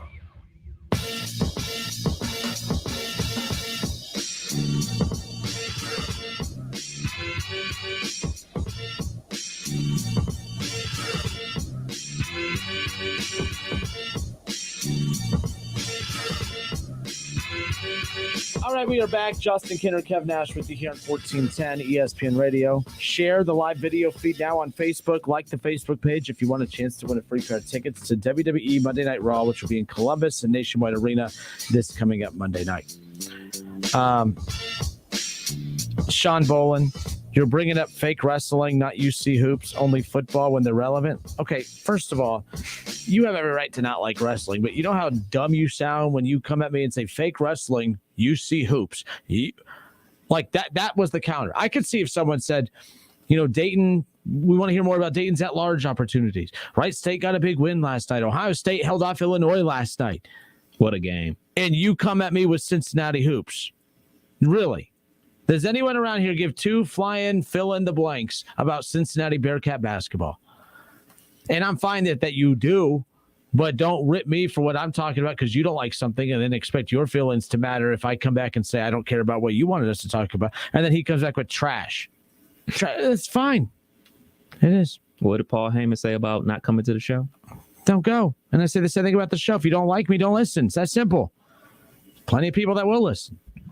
I have people say, well, don't tell them not to listen. Why? Are people that, like, people don't know how to think for themselves that I'm going to listen until Kinner tells me not to listen? No, usually people hear Kinner's voice, they turn it off anyway. So it is what it is. Chad said, would have been cool if he had time for a Q&A. It wouldn't have been that cool. Let me just be honest with you. Paul Heyman and I said last week, big Paul Heyman fan. We did not get along earlier today when we first did the interview. We had to redo the interview. So let's just be honest about how today went with Paul. I'm glad there was no Q&A. And I said at the hoops, they ain't even good this year. Exactly. They're like 8-8 in conference. And not once have I ever said, we got big UC hoops news coming up around the... No, unless Huggins comes back, I don't think anyone cares. Just saying. Now, if they're... I mean, and again, it's all about the timing. I mean, even if they were good right now, what's there to talk about UC hoops? Ohio State last night almost had one of the most epic collapses I've ever seen, and then we're still able to hold off Illinois on the road. That's a huge win, by the way. We just talked to Joe Lenardi the other day about Ohio State, and he made it sound like, you know, maybe a 4 or 5 seed. But that win on the road, that's another Q1 win right there, quadrant one. That's huge. So EJ Liddell is going to be Big Ten Player of the Year, right? Big Ten Player of the Year. Well, no, I think Kofi Coburn. What an unfortunate last name, by the way. So I only saw the last 5 minutes of the game, so I'm not going to sit here and act like I saw all the game. But whenever they need a bucket, that's where they're going to EJ Liddell. He's got to be averaging over 20. Got to be. Because the last couple games, he's been in 20, 25 points per game. He's been hooping. But let me double check something real quick. Well, and it's not just him, but it's also that Brandon kid. Is he the one from Akron, St. Vincent, St. Mary's? Yeah. He's dropped 20 in 3 of his last 4 games. He's kind of picking up. Remember, Michael Conley did this. I saw someone compare it to Michael Conley. Conley had a very good, I know he was only around that 1 year, but Conley started out just kind of that's why when he announced he was going to the pros, everyone just couldn't wrap their head around it because they were looking at the full season, but they don't realize that he flipped the switch late that really kind of propelled him into that. And besides those guys, Conley and all them, they liked Ohio State, but they all came together to play together. Right. So that's why, Daquan going was kind of I think surprised some, but it's basketball's kind of tough. That Florida team was very similar. A lot of guys that their minutes overlapped and their contributions overlapped. So their numbers weren't the sexiest, but man, their talent was obviously what showed out at some of those individual workouts. But yeah, that Brandon kid, he's having a very Michael Conley-esque. Who was the other name? The big post player, Zay Key. No. Former player, played for the Utah Jazz, played for. Probably still in the league. It's good. Koufos, Costa Koufos. And that's a long time ago. I played against him in high school. That's how long ago that was. How many you score on him? 15? When I say you got to understand. I got to sound tough on the air. When I say I played against him in high school, the team that I sat the bench for in high school played his team. So there's man, I saw the box score. You gave him a mean 15, nice little floater off the glass, stared it down. You were setting me up. You see, you're a good teammate. You know I can't shoot, but you pass me the ball anyways. I appreciate that. But he was that was the year they had Jamar Butler, John Diebler. They were an NIT team. It was the year that they actually beat UD in Columbus.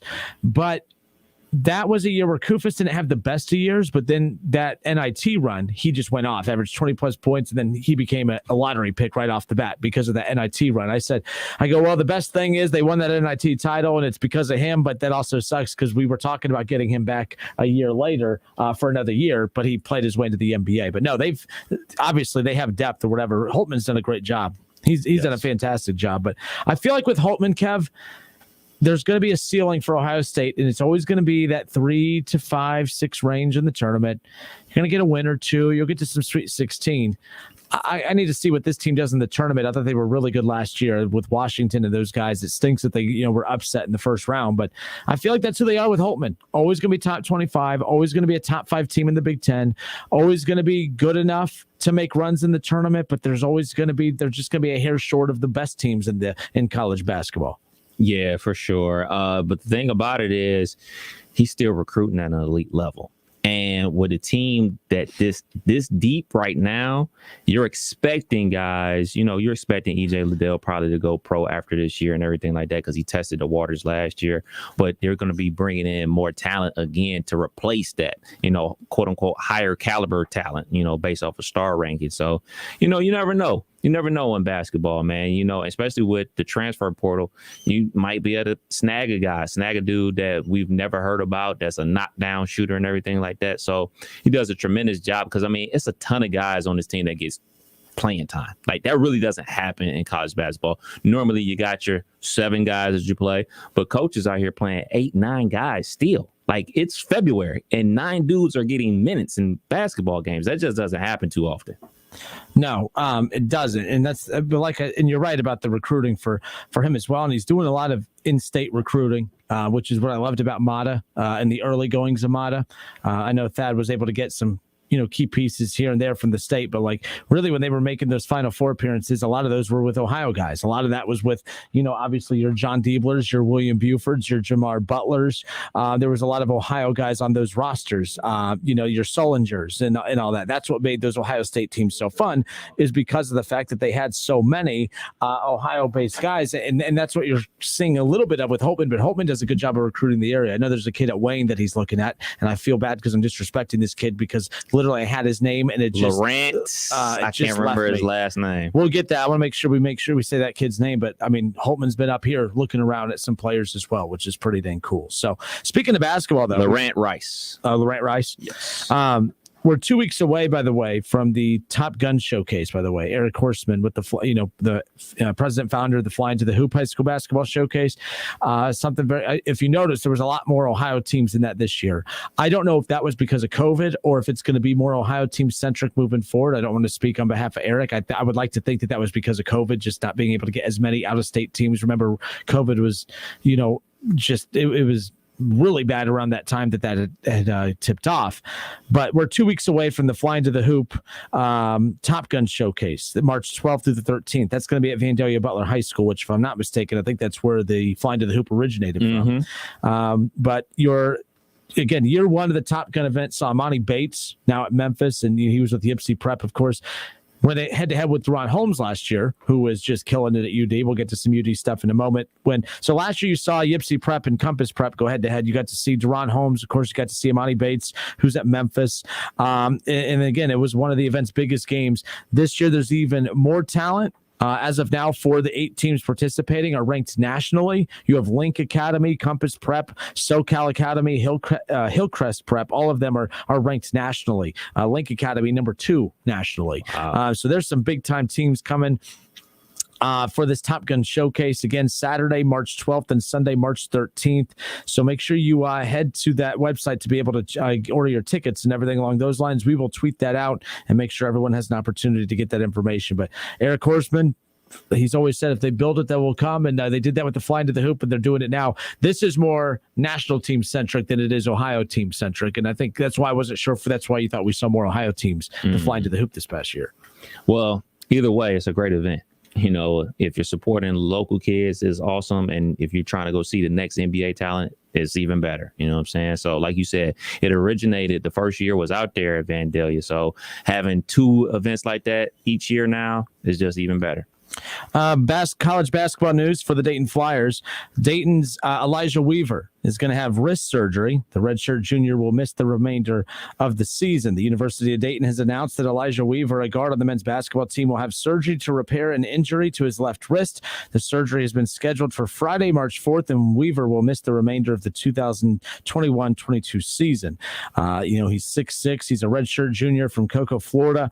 He played in 22 games this season, averaged just under 7 a game. The original injury, according to this release from the Dayton Flyers, was recorded back on December 12th in their win over Virginia Tech.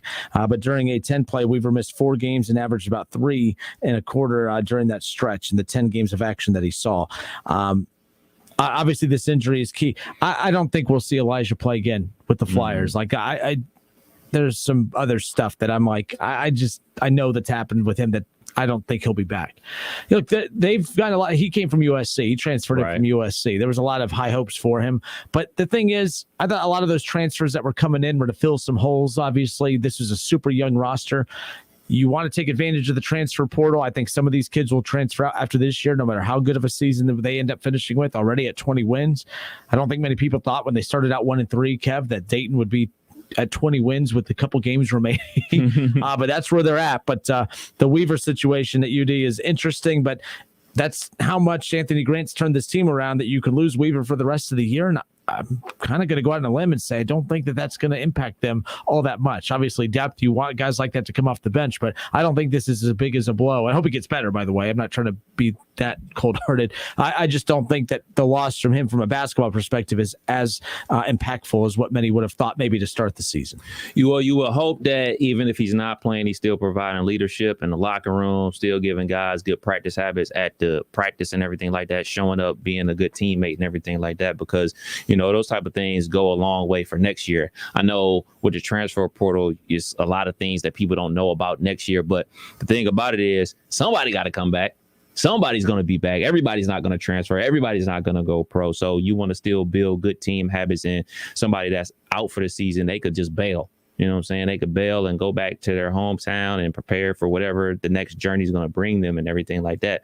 So you would hope that he sticks around and be a good teammate and everything like that and be a part of the ride. You know what I'm saying? Like, who knows what happens? You can go to the Sweet 16, Elite 8, Final Four. You're still a part of the team. You're still a part of the ride. Why not take advantage of it? 518-1410. Kev, who we got? Jesse, how are you, sir? Hey, what's up, fellas? I heard you guys were talking some UC basketball. I had to call in real quick, put my take in. Are you the wait? You're not. Obviously, This is the different person on Facebook. You're a big UC basketball fan, huh? No, not really. I was just joking around. Oh, okay. I was like, holy UC crap, basketball I anyway. missed the boat on this, baby. We should, Okay, good to know. Good to know. What's up, man? Yeah. No.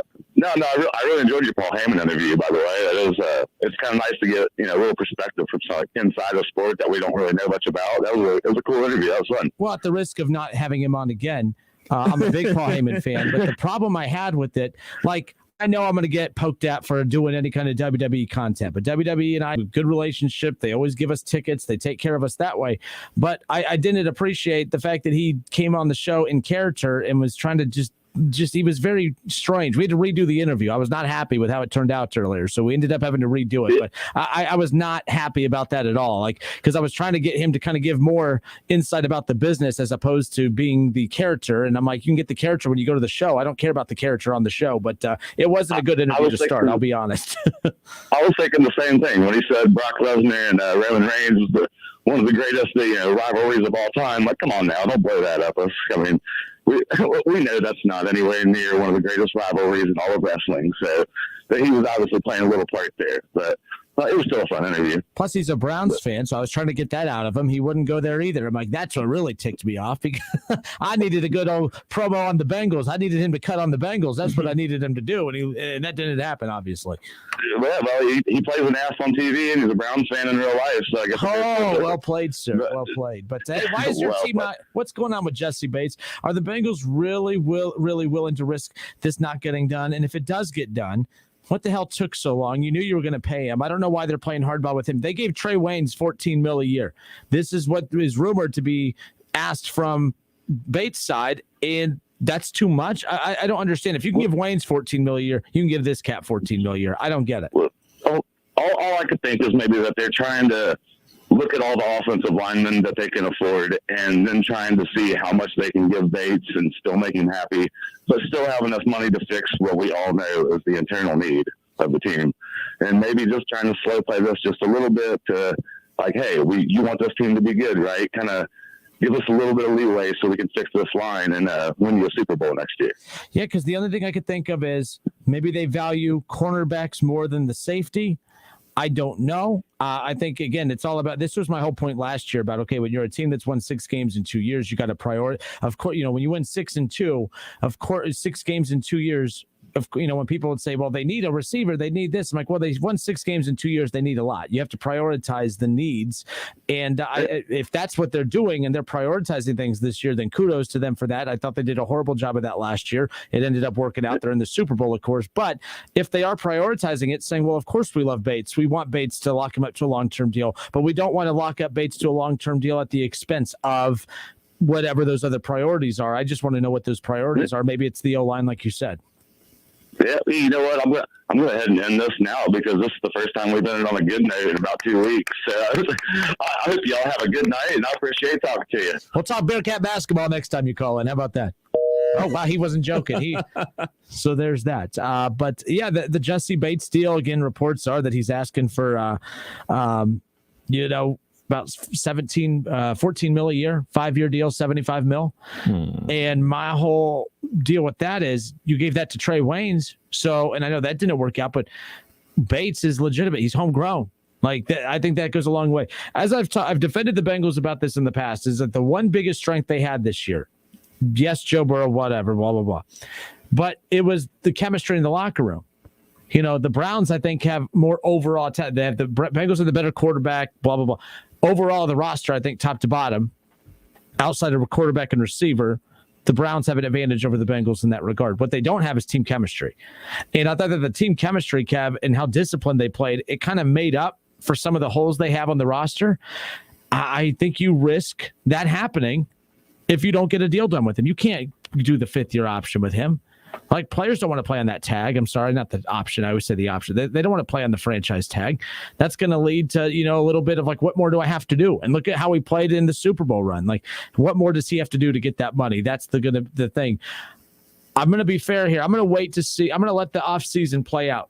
I think it's really dumb that they haven't paid him. But maybe they make a stance and say, we're not going to pay him. We have to pay this person. We have to make sure we have our money to pay Burrow when the time comes. We have to make sure we pay XYZ. We got to get this offensive line revamped. All I'm saying is at the end of the day, I would love to see what they're prioritizing here. But we're going to talk about this on the other side. Bengals fans, let's talk about your team in a positive light. I'm not here to troll today. I want to know what's going on with Bates. Why haven't the Bengals got a deal done with Bates? Have they got a deal done with him? I haven't refreshed Twitter in, let's see, it's 4:41. I haven't refreshed Twitter in 1 hour and 41 minutes. So if it's done and I sound silly, then tell me. But what's going on in Cincinnati? Why are we still waiting about hearing about this deal getting done? And will it get done? 518-1410. Bengals fans, let's chat.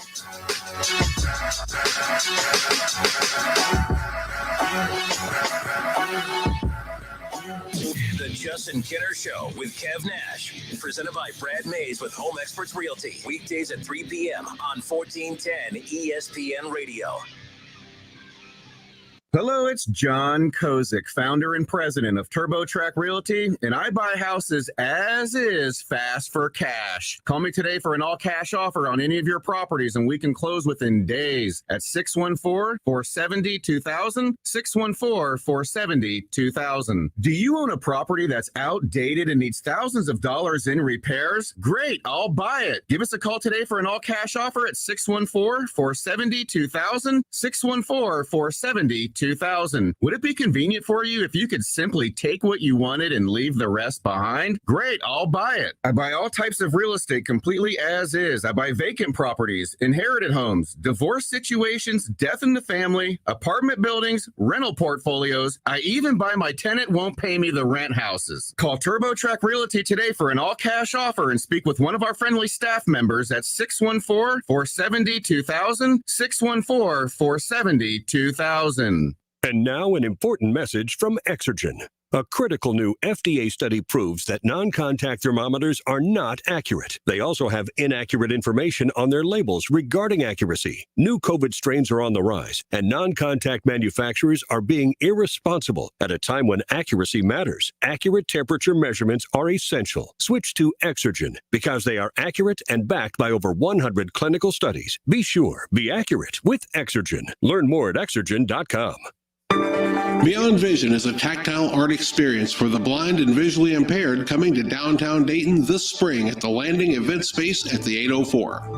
All multisensory artists are encouraged to submit their work for consideration to help raise awareness for the visually impaired community. Beyond Vision is bringing accessible art to Dayton. Come be a part of the experience. For more information or to submit your art, visit beyondvisionart.com. That's beyondvisionart.com. Everybody knows that Roosters is a fun, casual joint with their award-winning waitstaff, great food, fun, and laughter. It's a quick stop on the way home to sit back and unwind. It's a front row seat to the big game. Roosters is where you, your family, and friends can order pizza, sandwiches, salads, and more. And the home of award-winning wings that are fresh, never frozen, and so big you won't believe it. It's your family's other dinner table. Roosters, a fun, casual joint, and proud sponsor of Ohio State Athletics. All sports, all the time. This is 1410 ESPN Radio.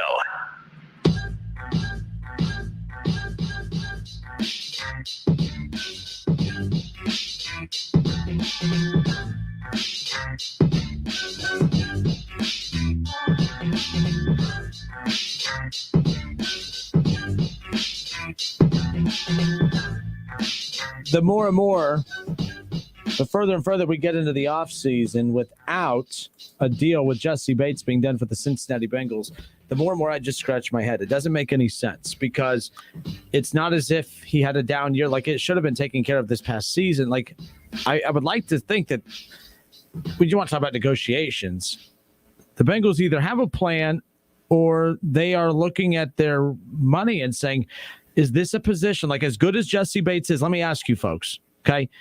And I don't want to deal with arguing today, so just hear me out. You need a lot of key positions to be an effective football team. Do you need a safety? Do you need Jesse Bates? Do you need that level of and hear me out. Obviously, with the roster as constructed right now, yes, you do. But if with all this cap space that they have, and they build up their secondary, and they just use the franchise tag on them, do you have to pay them? The front office could be saying, you know what? We have a lot of things we need to address, even making it to the Super Bowl. I would like to think that I'm hoping that the Bengals are being a grown-up organization now and starting to prioritize some of their needs. Do you need Jesse Bates? Just because it's time to pay him, just because it's time to give him that money, doesn't mean that they have to give him that money. And the thing you have to ask yourself you have to ask why. The big question is, why haven't they given it to him? He's not asking for an absurd amount of money. Kev, you pulled up the top 5 the highest paid safeties in football. From the report that I read the other day, he's asking for that 5-year, $75 million range. Is that over the top for a safety in football? What would that? Where would that take him? It'll be in the top 5. It'll be in the top 5. So Jamal Adams, who I would rather have Jesse Bates over. Really, you would take Jesse Bates over? And by the way, I'm not anti Jesse Bates here. I'm just, I guess. Maybe that's just my bias speaking, I guess. I like Jamal Adams. I don't like both, though. I don't think you can go wrong with either. But you like Jesse Bates more? Yes. I think he does more. Jamal Adams, that's one for sure. And Jamal Adams is more of a box safety, you know what I'm saying, run support and everything like that, which is definitely needed. But, this is a passing league. Harrison Smith from Notre Dame to the Vikings. I would rather have Jesse Bates. Justin Simmons, I'd rather have Justin Simmons. Buda Baker, rather have Buda Baker. Eddie Jackson, rather have Bates. Kevin Beard from Tennessee, rather have Jesse Bates. Landon Collins, rather have Jesse Bates. Devin McCourty, obviously Devin McCourty, career-wise, Devin McCourty, but as going into next year, Jesse Bates. Then you got Micah Hyde and Jordan Porter from Buffalo. I mean, they're good, but they're both 33 years old. So I probably would rather have Jesse Bates. So if I'm Cincinnati, here's why I'd be a little stubborn on paying him. You talked about Jamal Adams with the Seahawks, not a Super Bowl contender. Vikings, not a Super Bowl contender with Harrison Smith. Okay. You go down, Justin Simmons, of course, the Broncos, not a Super Bowl contender. The Cardinals, Buda Baker. I'd say, where would you put them? Super Bowl contender? And the NFC, yes, but depends on what happens with the quarterback. But they have a quarterback on a rookie contract, so that makes sense. So I'll put them in that Super Bowl contention. I shouldn't even say they're not Super Bowl favorites. Yeah, no. I mean, they play in the same division as the champs, the Rams. I'm gonna give the Rams their respect. But as far as everything with Kyler Murray, I shouldn't put that all on Kyler Murray as much as I talk about that skyhook interception. Whatever's going on behind the scenes in Arizona. Because, I mean, obviously we're in Ohio, so we talk about the Bengals and the Browns, and we talk about the dysfunction that's going on with the Browns and their quarterback situation. There's a lot of dysfunction going on with the Arizona Cardinals and Kyler Murray as well. So that's something that they need to iron out ASAP. If it's new coach situation, whatever it is, they need to iron that out ASAP. Yeah, but so the point is, though, the Bears have Eddie Jackson at $14.6 million. The Titans are a Super Bowl contender, the only 2 Super Bowl contenders that are on this list that have a top 5 paid safety in the NFL, only 2 of them, actually I just did 1, 2, 3, 4, 5. 2 of the 6 play on Super Bowl contenders. 2 of those 6 don't play on a roster that has a quarterback with the max deal. Obviously, Ryan Tannehill's not an elite quarterback. He's not paid like an elite quarterback. Paid a decent amount though, but that's the only one that I guess Kevin is the only one that I think look at that plays on the Titans, that plays on a legitimate Super Bowl contender with a decently paid quarterback. Maybe the Bengals are looking at this and just saying, hey, there's a pattern here. If you look at all the teams that have a top 5 paid safety, they're not Super Bowl contenders. So they have money invested into that position. And how necessary is it? You need a good quality safety. I don't think you need an elite one when it comes to prioritizing things, folks. Don't get me wrong. I'm not saying that you don't need a Jamal Adams, that you don't need a Jesse Bates. But I think that when you look at all the teams that are Super Bowl contenders. Look at the Packers. Look at the Chiefs. Look at look at these teams that have these. They don't need a safety. And if they have a safety, they have holes in other spots on the defense. I just think that it's not the end of the world if the Bengals. I think the optics just wouldn't look good, Kev, because he's elite, because he's homegrown. I just don't know what's going on. I think a deal does get done, but I wonder what the Bengals are thinking with why they're dragging their feet. He's asking for a market deal. He's not asking for something absurd. Right. He's actually not even asking for the most. He would be he may not even be in the top 5 highest paid safeties. So if he's not asking for something absurd, why hasn't the deal got done yet? You have to think. The only thing I could think of is they are prioritizing where their money's going to go, and it might not include safety, Kev. For me, I look at the guys that are paid, and then I look at the guys that make big impacts from the safety position. The guys making big impacts from the safety position are Derwin James, Minkah Fitzpatrick, Jesse Bates, those guys. So the Browns got Johnson really good for a very good deal. Very good deal. I'm drawing a blank on the safety from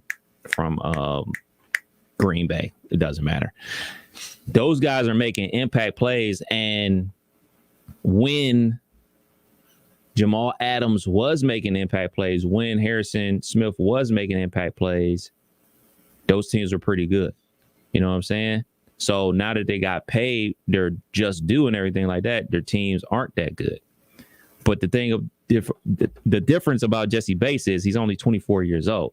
These other dudes is like 28, 29 and everything like that. So if you do pay him, you still going to get him in his prime. So I'm not saying pay him a third contract, give him the second year contract because he's still good. He's still probably on his way up. Like he's only 24.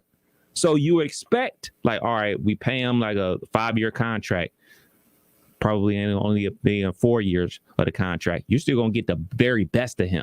So that's where I would be viewing it if I'm a Cincinnati Bengals fan. Like, we're going to get the very best out of him because he's only going to get better. And we're putting better pieces around him because obviously we want to fill that other cornerback position to allow him to make more impact plays. We were talking off the air about how many impact plays he was making when the team stunk.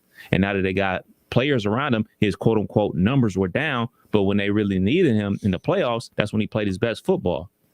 Hey, bailed his quarterback out left and right. So Gary Toole on Facebook says they'll pay Jesse Bates. They're waiting on free agents. I don't want to hear that they'll pay him. They've had more than enough opportunity to pay him. They paid Sam Hubbard when they didn't have to. They didn't have to pay Hubbard. They prioritized Hubbard over Bates, and Bates is better at his position than Hubbard is at his. But that's where it comes down to. Do they prioritize Hubbard's position more than they prioritize the safety position? So, like, Kev, when people say, well, they have the cap space to do it. Well, they had the cap space to do it. They had the cap space last year. They had the cap space the year before.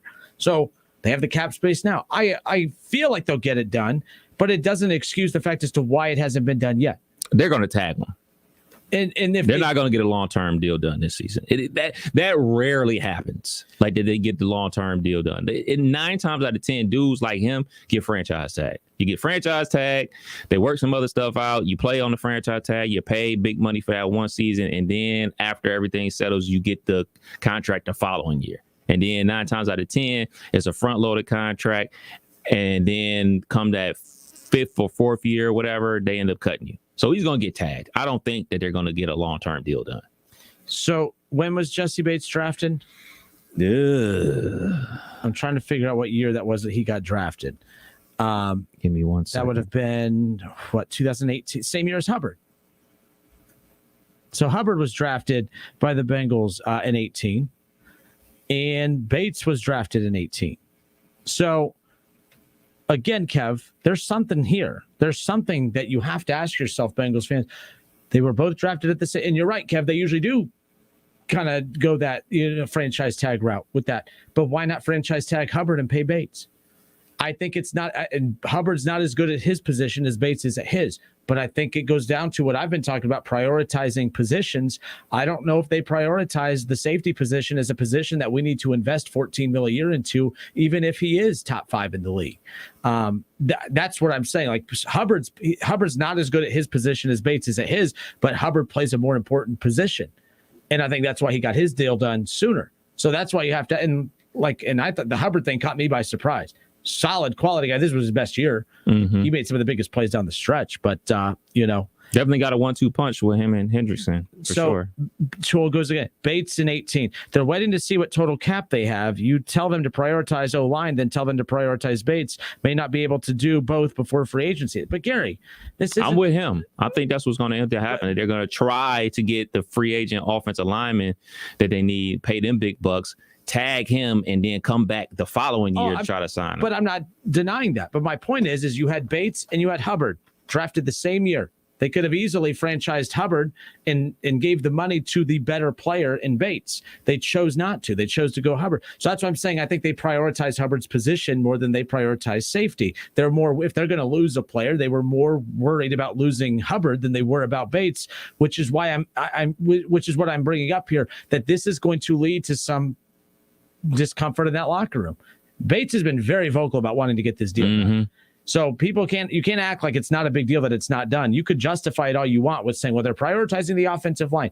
Don't throw that in my face. Okay. I've been telling you guys about this for years now and poking fun at your team for not doing it. And now you're trying to talk like, oh, well, the teams were prioritizing the offensive line. Well, it's about time. But now you're going to prioritize a position at the expense of another star player. And I think that's where it's just not a good look for Cincinnati if they end up screwing up something with Jesse Bates. However, if they don't prioritize that position and say that I think we need to invest $14 million a year into that, I'm with you.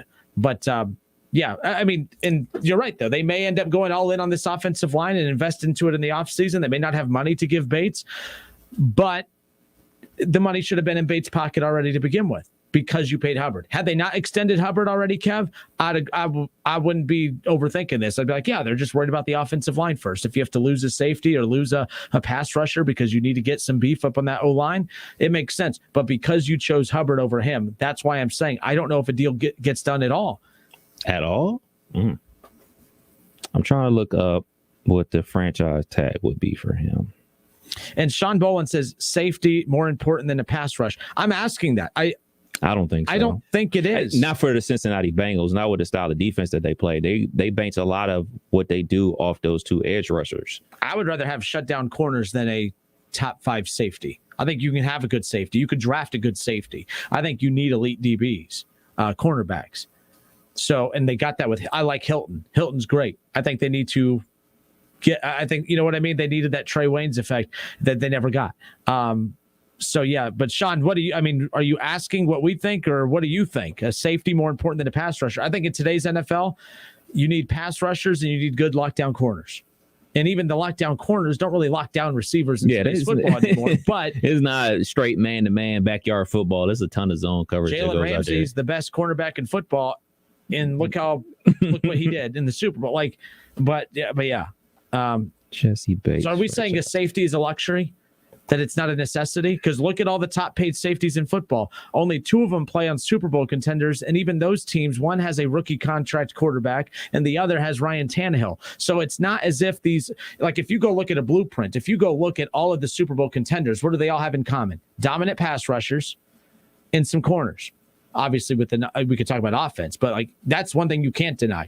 Every Super Bowl contender has dominant pass rushers. There's not one you can find. The Browns became a Super Bowl contender, yes, because of the run game and the offensive line, but they wouldn't have been put in that category if they didn't have, obviously that great pass rush that they have that's headlined by Myles Garrett, of course. So I think that's what they needed. That's why they went and got the corners that they did. That's why the Kansas City Chiefs, after they won that Super Bowl, they beefed up that O-line and they beefed up that defensive line. The pass rush is most important, which is why I think the Bengals went in the route of Sam Hubbard more than with Jesse Bates. I think they're willing to lose Bates if they absolutely have to pick between him and an offensive lineman, even though he's better at his position than Sam Hubbard is at his. But his tag hit will be $12.9 million if he's franchise tagged. So Gary says, would you be saying the same thing if it were the other way around with Bates over Hubbard? Interrupt the passer and the safety's job is much easier. But that's what I'm saying, Gary. I mean, Hubbard's really good at his position. The safety's position job becomes much easier, but it doesn't mean that it has to be Bates' job that becomes much easier. I think they're saying, hey, we'll pay a $6-7 million a year guy to play safety. We're not paying double that. Like that, I don't know. 518-1410, 518-1410. Gary, I'm not arguing with you. I see what you're saying too. So he's saying if it was the other way around, if they would have given Bates the money last offseason and not Hubbard, would I be saying this? No, I'd be saying, well, he's one of the top 5 safeties in football. Of course you're going to pay him. But I find this approach interesting by the Bengals, who Bates is better at his position than Hubbard is at his, but they value the pass rusher more than they value the safety, and that's why Hubbard got taken care of before. I think it's the value of the duo. I think that they view, hey, man, if we got Hendrickson and we have Hubbard, now we got something. Now we're cooking with grease. We got 2 guys that can get after the quarterback from the edge position. So I think that's more valuable than a safety. I agree. Because if you look at the team that I follow, the Pittsburgh Steelers, they only have one guy that really gets after the passer. You know what I'm saying? He's worth every nickel that they got out of him. I mean, he led the league in sacks and won Defensive Player of the Year and everything like that. But the hindsight of that is that Minkah Fitzpatrick is not only the eraser on the back end, but he's excellent in run support. So it's really about how you scheme your defense. You know, if you build your whole defense around the safety and the outside linebacker like the Steelers, then, hey, man, we got to have an outstanding safety because that's what we do. But if you're trying to build your team around the front 7, like the big guys up front, or we want to be dominant up front, then you have to make sure you have bookend rushers on both sides, because now, guess what? You can't double, because they'll get one of them going to get there eventually. But if you double him, then the other dude's definitely going to get there. So in their scheme, I would say it's the package deal of the rush ends more valuable than the safety. But he's going to get paid somewhere after he gets franchised this year, because he's definitely top 5 safety in the league. Yeah, I just it'll be interesting. If I'm the Bengals, I don't want to the Giants. Just because, and like I think we all have this mindset of Jesse Bates, he's homegrown, he's top 5 at his position. Why wouldn't you pay him? Well, sometimes it's not that they're not happy with Bates, but they're just looking at the numbers and saying, hey, we don't just because we have cap space for next year doesn't mean we have to spend every dime for next year. They have to sit back and say, okay, we've done a kick-ass job drafting lately, but you got to understand, all of our elite players are going to be up for contracts all at the same time. And you're going to have to take a hit somewhere when it's time to pay Burrow, when it's time to pay Jamar Chase, when it's time to pay T. Higgins. You're going to have to find another running back eventually, because Mixon, I don't know when his deal's up. I think he has another year or 2, if I'm not mistaken. It's not a year. I think it's 2+ years. You're not re-upping with Mixon. That he just signed, not this season. He signed the season before. So is it I'll pull that up. The point is, they are going to be in dire need of some of these. They're going to have to pay a lot of these guys coming up. Not next season, but next season is when the conversation starts. So paying Bates, it may not be in the immediate future, it may not be in the future at all. That's what's going to be interesting. 518-1410. We'll be back.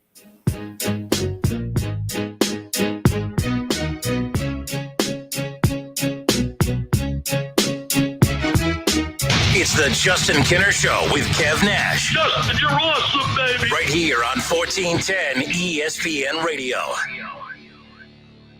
You have empty office space to fill or home office to create. You know what you need. You know what you'd like. But you also have a pretty good idea after you've shopped around the usual places what you need and what you like might not happen. Well, then you haven't been to Charles Larrick's Warehouse Outlet. Nobody has their selection. Nobody has their discounts. And every week there's something new. If you need office furniture, Larrick's Warehouse Outlet can sell it to you for half the price and below manufacturer's selected prices. Half price and below on hundreds of items. Selection from budget to the best. Really, desks from $50 to $5,000. Filing cabinets from $25 to $500. Before you go anywhere else, do yourself a favor and come to Larrick's Warehouse Outlet. With 25,000 square feet of selection, you're not going to go anywhere else. Larrick's Warehouse Outlet at 23 McOil Avenue, Dayton. Open Monday through Friday, 9 to 6. Larrick's, continuing the tradition.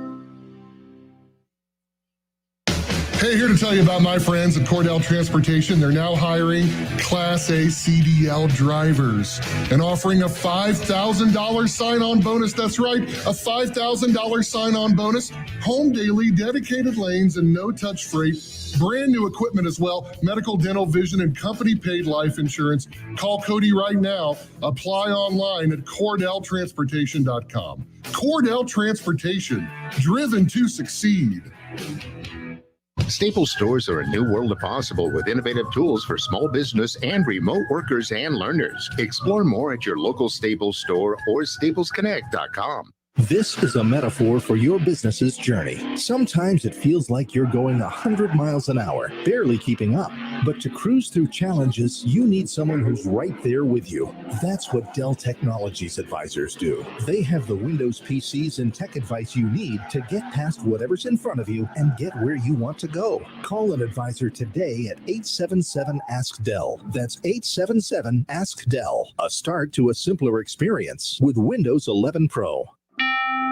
You can unlock more cash than you realize from your home's equity with a cash out refinance today. In the last year, average home values have gone up nearly 20%. And with Rocket Mortgage, you could unlock thousands in less than 3 weeks. But you've got to act right now before rates go up. So when you're looking to unlock the cash in your home, Rocket can. Call 8338-ROCKET today or go to rocketmortgage.com to get started.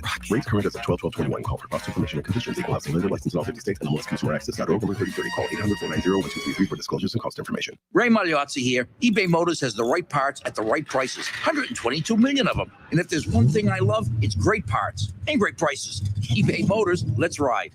Like getting credit for everything you do? We created 102 reasons to switch to a Jackson Hewitt Tax Pro this year. The first 100 reasons, you'll get $100 to switch. Yep, $100. Reason 101, we'll track down every last tax credit so you get every dollar you deserve. 102, we guarantee your biggest refund. Want to discover reason 103? Book an appointment at a participating location near you and get credit for everything you do.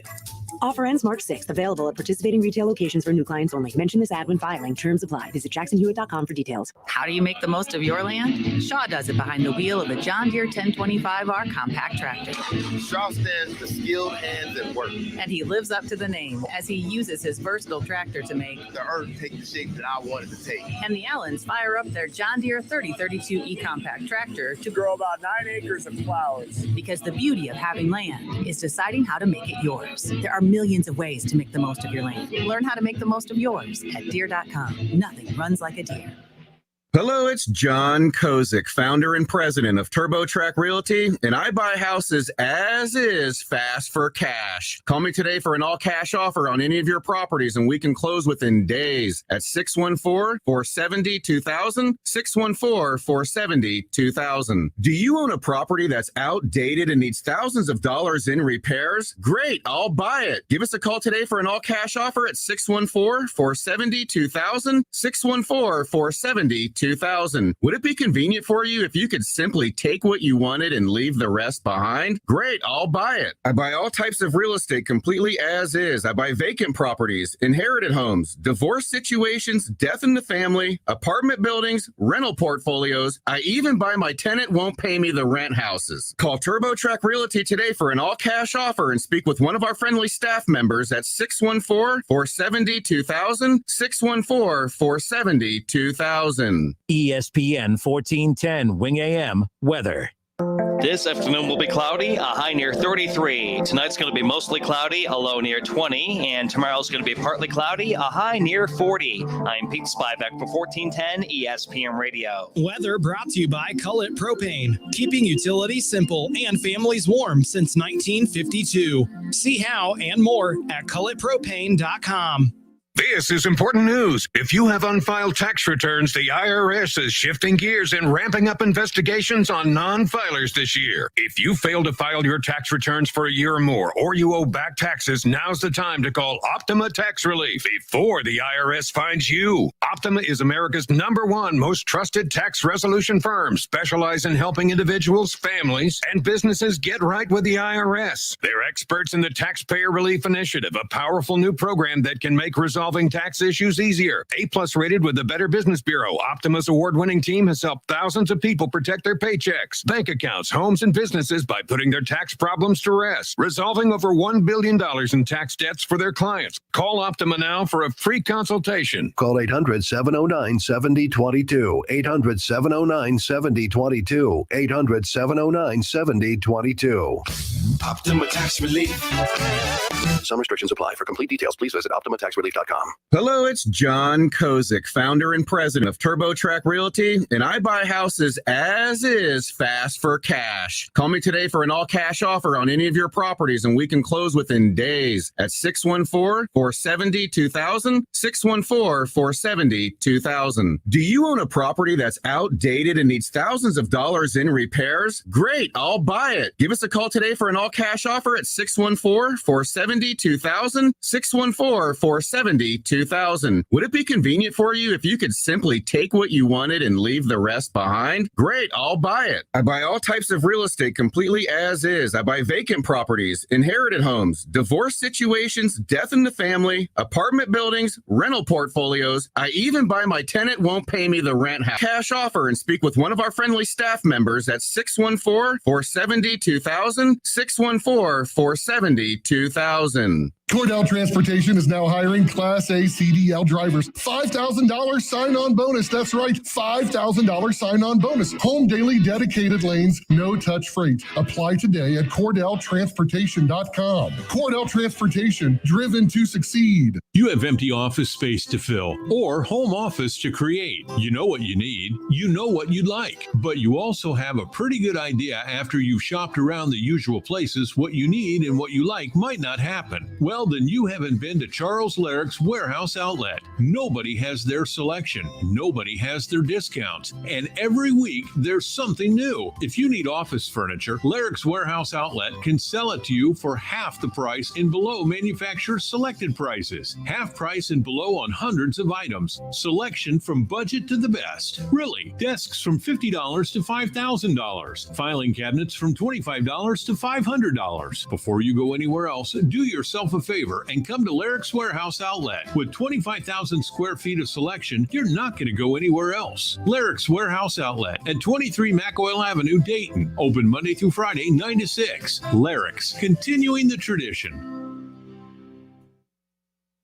The Justin Kenner Show with Kev Nash. Presented by Brad Mays with Home Experts Realty. Weekdays at 3 p.m. on 1410 ESPN Radio.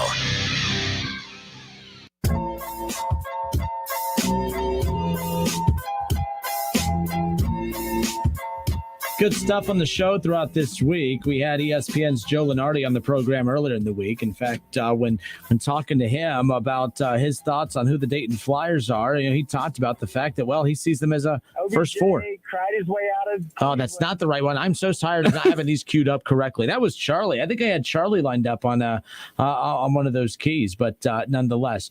But good stuff from Joe Lunardi earlier in the week. Yes, he envisions the Dayton Flyers playing in the first four.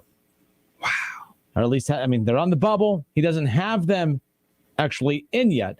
But again, Dayton has LaSalle coming up. They have some big games coming up. But nonetheless, we'll be keeping our eye on that as far as that's concerned. But Joe Lunardi, if you missed that interview, head to YouTube, search ESPN Dayton's YouTube channel, like, subscribe. You'll be able to catch all shows in their entirety, as well as select segments and all interviews, like the one we even did with WWE's Paul Heyman earlier today. So make sure you go and check that out as well.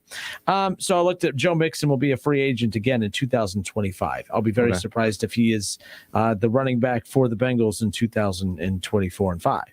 I think he'll be their running back this year and next year, and I think he becomes trade bait after that if he's still playing at a high level. Look, this is actually the best season he's ever had. I don't think it was a very overwhelming Super Bowl run for him, but in his defense, you start looking at the numbers of all the running backs, like you would think that, in the NBA, we talk so much about regular season teams versus playoff teams. There's really good regular season teams in the NBA. And we always talked about that with Jason Kidd's Nets and Steve Nash's, obviously with his Suns teams and pretty much any team Mike D'Antoni touches. That, those teams are regular season teams. They could win a lot of games in the regular season. They're run and gun. But, when you get to the playoffs, that half court style, that doesn't translate into playoff basketball, which is why the best teams in the regular season usually aren't the teams still standing come finals time in the NBA. Well, it's kind of like that in football right now. Some running backs are built as regular season running backs. I think that's Joe Mixon. I don't think Joe Mixon's a good playoff running back, mainly because did you see any running back really stand out in the playoffs this year? No. It was teams were going to live and die. You invest so much in your quarterbacks, teams were living and dying by the arms of their quarterbacks. No running back had a great playoff run. Like, I don't think anybody, and Joe Mixon may have had the best playoff run. Obviously, his team's in the Super Bowl, but it wasn't great. I don't think he was fantastic. I don't think he played poorly, but I don't think that he played at a level that you're like, that's why we paid that guy. You know what I mean? Mm-hmm. But he did his thing in the regular season. That's all you can ask for. And I think sometimes you're going to get a lot of that. But it was interesting watching playoff football this year. So many close games, almost, I think all but 2 games throughout the entire playoffs came down to the final possession. But there was I don't even think there was not more than 2 100-yard games for running backs in the playoffs. That's something. That's strange to me. But Joe Mixon, I think he could be a position casualty whenever it gets time to starting to pay guys. I think that's one of those where you free up cap space by releasing Joe Mixon. You free up cap space by maybe not pursuing Jesse Bates at the $14 million a year that he's asking. At first, whenever I heard he was asking for that much, I started looking at some of the salaries for some of these guys, like Jordan Poyer for the Buffalo Bills. He'll be a free agent after next season. He's going to make $10 million coming up. I think Bates should give 10 to 11. I think Bates would have to agree to taking less than the 14 mil range. Bates deserves 14 mil. I don't think that the Bengals are in position to give him 14 mil, even with all the cap space that they have. Now, you wanted to comment on something real quick, sorry, because someone said on here, where did it go? I want to make sure. Lamar Shelley says that they are cooking with grease with Bell and Bates. I think Bates wants to be in Cincinnati and will take less money. There is no more cocky fan base than the Bengals who just think that everyone's going to play for less money to be in. It's Cincinnati, folks. It's cold. It's miserable. It sucks. Your own quarterback said there's nothing to do in the city, and you think these star players are just going to line up to take less money to come play in Cincinnati? What were you going to say? Just a ton of things. When people say things like that, they expect or think that guys are going to take hometown discounts. Outside of Tom Brady and Tim Duncan, I can't think of a guy that has taken a hometown discount that is on like their second contract. Yeah, we got the veterans out here that'll go play for a prove it deal or whatever and bounce around. LeBron did until, but not significant discount. But he did to and make then when it he work came, with D-Wade. But and when he came back to the Cavs, he broke the bank. And when he went to the Lakers, he broke the bank. So that, and then another thing, like people just automatically assume that is going to work out. A lot of these things don't work out. A lot of them don't, because they're eventually have to make hard decisions because there's a salary cap league. Like there's been better players than Jesse Bates that had to go onto a second team because the organization decided like, man, yeah, you're really good, but we're going to go with X, Y, and Z player instead because I think this is going to make us better in the long term and everything like that. I mean, look at J.C. Jackson. He's one of the best cornerbacks in the league. Everybody and their mom knows he's not coming back to the New England Patriots. He's a homegrown guy from the New England Patriots. They drafted him. He won the Super Bowl with them.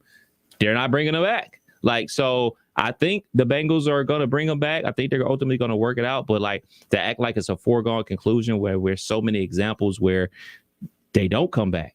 And yeah, I mean, to be real, man, he probably going to end up with the Bears. The Bears are probably going to let Eddie Jackson go and then sign him to a big contract next year. And he'll be their safety, making plays for them on that great Chicago Bear defense and a terrible offense, because that's what the Bears do. Yeah. And it's usually those teams that can afford to do it. Like I thought that the Browns last year adding Johnson for that $8 million, $9 million range was a perfect addition to what they were doing. I think that the Bengals are looking at that same thing. You don't have to have an elite safety to be a top-notch defensive team in football. And I think that that's one of those, it's kind of like, I mean, the running back position went through this, Kev, where teams sat back and said, I know running backs are important, and I know there's elite running backs out there, but you don't need an elite running back. You don't.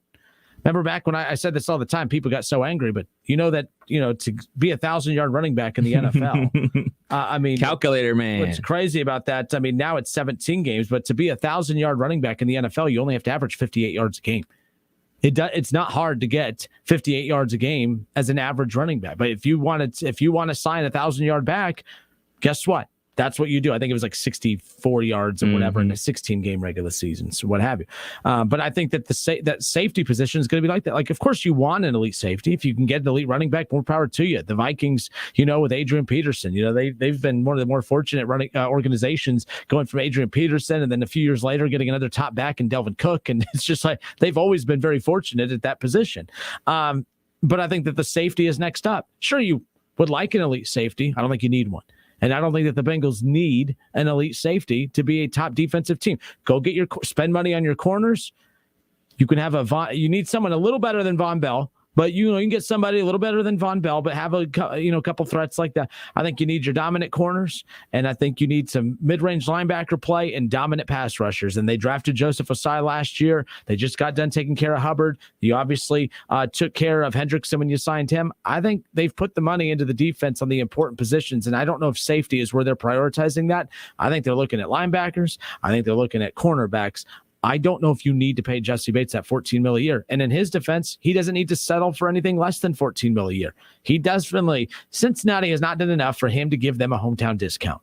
Well, we got to stop with that. Fans, that's wishful thinking. It's delusional thinking. We always think our team is the best thing around, that free agents are just lining up to take less money to come play here. That people might do that. They might take less money to go play with the Tom Brady in Tampa, but I think it has more of the fact that it's in Tampa than it's Tom Brady. You think that they're going to take less money to play with Joe Burrow in cold, old, miserable Cincinnati? No. So we got to stop acting like, the arrogant fan base that is the Bengals right now, thinking that free agents or that guys that have deals coming up, they're going to take less money because it's Cincinnati. Well, you lost the Super Bowl. What, you going to take less money to play for a losing Super Bowl team? Why would he take less money? I have no idea. When people say that, I always ask them, would you take less money at your job? Because at the end of the day, for whatever it's worth, it may be a game, but it's still their job. I ain't taking no discount. Yeah, Mike Haywood brings up a good point. He goes, NFL guys don't really do hometown discounts. They don't. Right, because their careers are so short. And that's exactly, Mike Haywood, look at you on a roll. You and Kev are simpatico. He goes, again, it's a sport where you got to get the money as fast as you can get it. It's not a long career overall, beyond degree. Jesse Bates wants $14 million a year. He's going to get $14 million a year. The question is whether it's going to be in Cincinnati. I can also see a situation where if he's not going to get it, if they franchise tag him, does he play next year? Yeah. Does he play hardball? He plays. But Kev, because that's the most money he's ever gotten. But he was pissed this year. Not the fact that the deal wasn't done. They wanted the deal done heading into this season, which I thought was, and I think paying Hubbard rubbed him the wrong way, although he was happy he's a good teammate, folks. I'm not Bates, I'm a big fan of, and I hate that because I'm not a Bengals fan, but I thought he handled that situation perfect. He has never dogged anybody, all while voicing his displeasure without having a deal done. I think that's as professional as you can act in that situation, not making your teammates around you feel uncomfortable because they got paid and you didn't, all while going out and playing his heart out. But I do think that there was stretches this year where everyone was like, he's not having his best year. Well, gee, I wonder why. Constantly in the back of his head. Do you think he's going to be as aggressive on a lot of these breaks if he's constantly worried about, could this be the injury that hurts me? Could this be the injury that hurts my contract? Could this be it? Could this be it? Pay him. Get that mental block out of his head. And if you're not going to pay him, then trade him. I think he has great trade value right now. Like, that's the thing. So we'll see what ends up happening. I guess we can Google it. Has there ever been a player that sit out on their franchise tag year? Because that's a guarantee, basically $13 million. You're not going to just let $13 million just but if you're okay with getting that money, all that, I mean, that was the big talk about Dak Prescott. Why is he so upset? He was going to get paid like almost $40 million on the franchise tag, and everyone's like, well, what's the big deal about that? Well, it's because it wasn't about that 1 year, and then coincidentally enough, Kev, he got hurt. El Snapo. He had that season-ending injury. And then everyone was like, well, now the Cowboys definitely aren't going to pay him. Bates sees that, and Bates doesn't play nearly as important of a position as what Dak Prescott does. So it's not, you can't use the quarterback comparison there, but it's the same concept as far as the fear of, okay, yeah, you're right, though. That $13 million, it's the most he'll ever make in 1 year, at least up to this point. He's asking for $14 million. But that's why if you're the Bengals, too, if you're going to pay him $13 million this coming up season on the franchise tag, and he's asking for $14 million a year, you're really going to risk dividing a locker room over that $1 million difference of what he's wanting. I know he's wanting more years than that, but I mean, It's the NFL. Pay him. If it comes time to having to pay Joe Burrow and Joe Mixon and those guys, and you don't have cut him, trade him. I just don't think this is that difficult. I say you sign him. I say you sign him too. You get it done, and then you trade him. That's what the NFL does better than any other sport. We're going to sign you. You're going to get your guaranteed money. It's not all going to be guaranteed. And then when we get to a point 2 years into this that we have to pay Joe Burrow, we have to pay T. Higgins, and we have to replace Tyler Boyd because I don't think he'll get another contract. Joe Mixon won't get another contract with Cincinnati. I think that's when you look to move on from those guys and replace them in the draft. So, yeah, I didn't think of it like that. But, yeah, they can cut them. They should just get it done. Don't risk the discomfort in the locker room because that was actually their biggest strength this year. Not the defense, not the average quarterback play that everyone painted up to be elite. He was elite for stretches, but, it was inflated stats. When you take the 2 Ravens games and the Chiefs game, those are inflated stats. You take out those games and his numbers were actually pretty average, but that's not what today's supposed to be about. I wanted to throw out facts though. I know you guys hate facts. You want to be told how great he is, blah, blah, blah. But the bottom line is their biggest strength this year was not quarterback. It wasn't Jamar Chase, who was fantastic, by the way. It wasn't the defense. It was the locker room chemistry. And you said, when you're the new team on the block, when you have all these new rookies, when you're a team that's been losing and winning is new, winning is fun. Mm-hmm. But then what happens with winning? Now there's a lot of guys in that locker room that are like, I'm responsible. Joe B's responsible. Jamar Chase eventually is going to be like, no, I'm responsible. All right. Now on the defensive side, Hendrickson is going to be like, hey, I want paid that Myles Garrett money. I want paid that. His numbers are right on the pace, though, with those guys.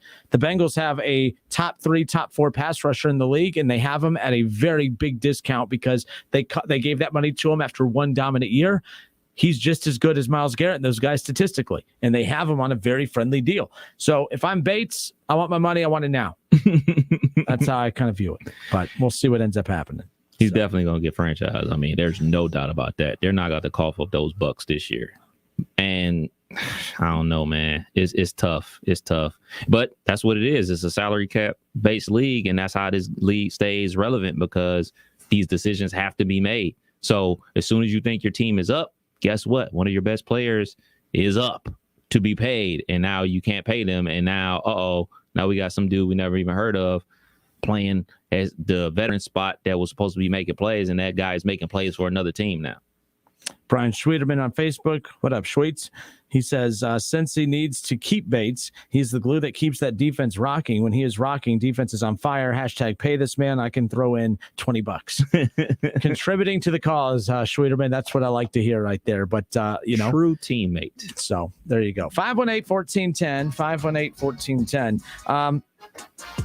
Is he the glue for that team? I don't know. I can't say that because I don't watch the Bengals with the same eye that I watch the Pittsburgh Steelers and everything like that. I know that Minkah Fitzpatrick is the glue to that team. I know that TJ Watt is the impact player for that team, but, I don't watch them like that. I just watch the game and enjoy it. But, I would like to ask KB or one of the Cincinnati Bengals reporters or whatever, what type of things did he cover up? What was he doing that doesn't stand out on the stat sheet? Because we look at PBUs, interceptions, tackles, yada, yada, yada. What are the things that he was doing to make sure guys were lined up in the right position, give help over top to a certain cornerback and everything like that? What are the small things that we don't see as football fans that makes his value $13-14 million? And that's going to be key to, I'm not saying he's not, but Schwederman wording it that way. I was like, well, is he the glue that keeps that defense going?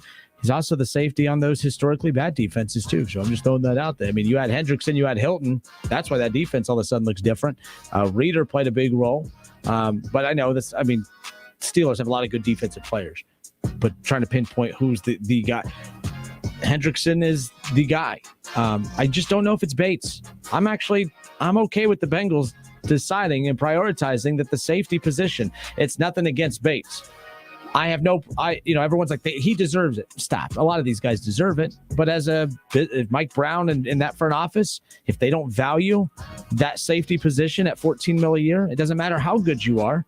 They can look at and start prioritizing other positions that they want to, invest their money into. And safety, no matter how good you are, they might just say, we love you, Bates. It was cool.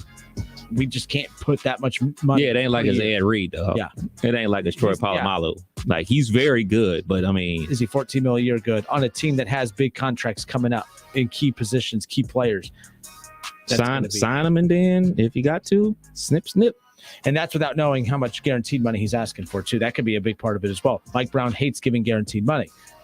That's been the big part of a lot of this, too, is he can, I think $14 million is not that much of a deal breaker, but I would like to see how much of it's guaranteed. Mike Brown does not like to do that guaranteed stuff. chances are he's going to want a 5-year contract. That's what, $75 million, 5 years. The chances are he's going to want a 5-year contract, ultimately end up being 4 with a team option or something like that. I'm sure he's going to want the player option, which never happens in the NFL. That's an NBA thing. They just put it on paper to make you happy. But yeah, so probably that's what he wants. So of that 75, I'm sure he's going to be like, yeah, I want 45 guaranteed.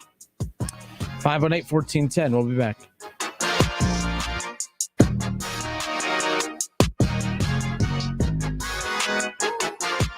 The Justin Kinner Show with Kev Nash. Presented by Brad Mays with Home Experts Realty. Weekdays at 3 p.m. on 1410 ESPN Radio.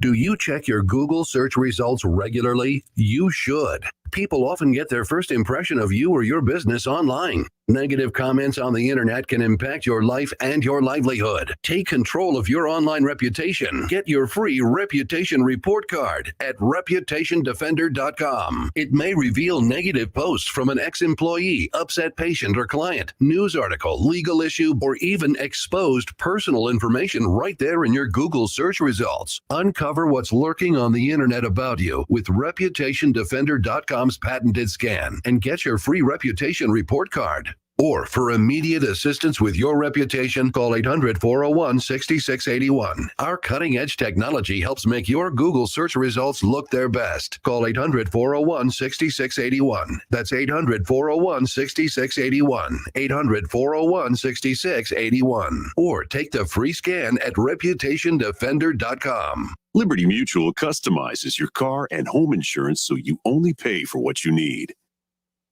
Liberty, liberty, liberty, liberty. You could save big when you bundle your home and auto with Progressive, but when we just come out and say it, it feels like it falls a bit flat. So we're going to use humor. But we don't want to insult your intelligence, so nothing too goofy. And we need to avoid any polarizing topics. Oh, and it has to be about how you can save big when you bundle your home and auto with Progressive. You know what? Maybe humor is a bad idea. Yeah, it's never going to work.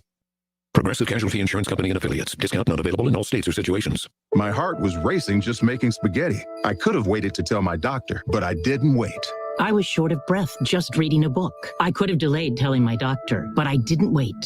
They told their doctors and found out they have atrial fibrillation, a condition which makes it about 5 times more likely to have a stroke. If you have one or more of these symptoms, irregular heartbeat, heart racing, chest pain, shortness of breath, fatigue, or lightheadedness, this is no time to wait. Contact your doctor. Brought to you by Bristol-Myers Squibb and Pfizer. Exergen would like you to know about an important new study by the FDA. It confirms what the medical community has always known. Non-contact thermometers are not accurate, and they fail to meet FDA requirements for accuracy in labeling. With new strains of COVID on the rise, we can't afford to tolerate rampant false temperature readings from non-contact thermometers. Accurate temperature measurements are essential. You need Exergen thermometers because they are accurate and backed by over 100 clinical studies. Be sure, be accurate with Exergen. Learn more at Exergen.com. Looking for a way to kick your family's meal up a notch? Then Lee's Famous Recipe Chicken has you covered with the 8-piece spicy box at a great price.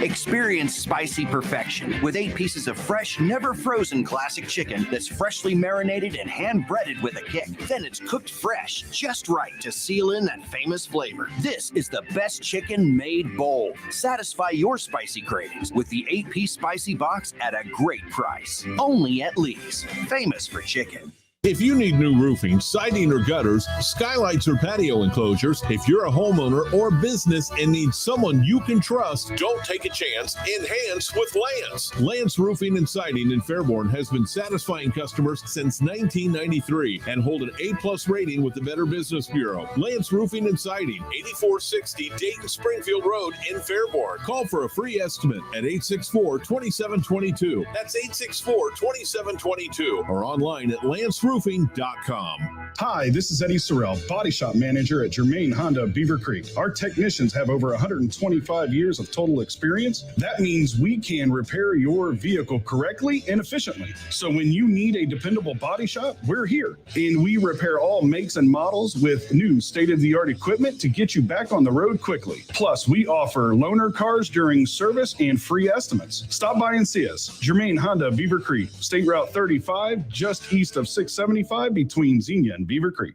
Hey everyone, this is Rudy with Ohio Can. Did you know there are more than 200,000 young people in Ohio being raised by grandparents, relatives, and close friends? Kinship and adoptive families. Sound like you? If so, we want to say thank you. You are amazing. We also want you to know the entire team at Ohio Can Kinship and Adoption Navigator program is here for you. Have questions about childcare, education, finances, or more? Ohio Can help. Remember the K for kinship and call 1-844-OHIO-KAN or visit ohiokan.org to learn more. The Big Hoopla is celebrating their 10th anniversary this year and will hit a milestone 100,000 tickets donated to airmen, their families, and students when combined with Hometown Heroes events in those 10 years. This furthers our region's commitment to supporting our military during the 75th anniversary year of the Air Force. The 2022 NCAA First Four Men's Basketball Tournament, Tuesday, March 15 and Wednesday, March 16 at UD Arena. Get your tickets and donate to be a part of our mission at DaytonHoopla.com. Mucinex is the #1 OTC brand doctors trust for themselves and their families. So with cold and flu season upon us, why would you use anything else? Available at CVS. College football playoffs, Browns, Bengals, Buckeyes, and more. Catch the Keith Fire Show Mondays at noon on 1410 ESPN Radio.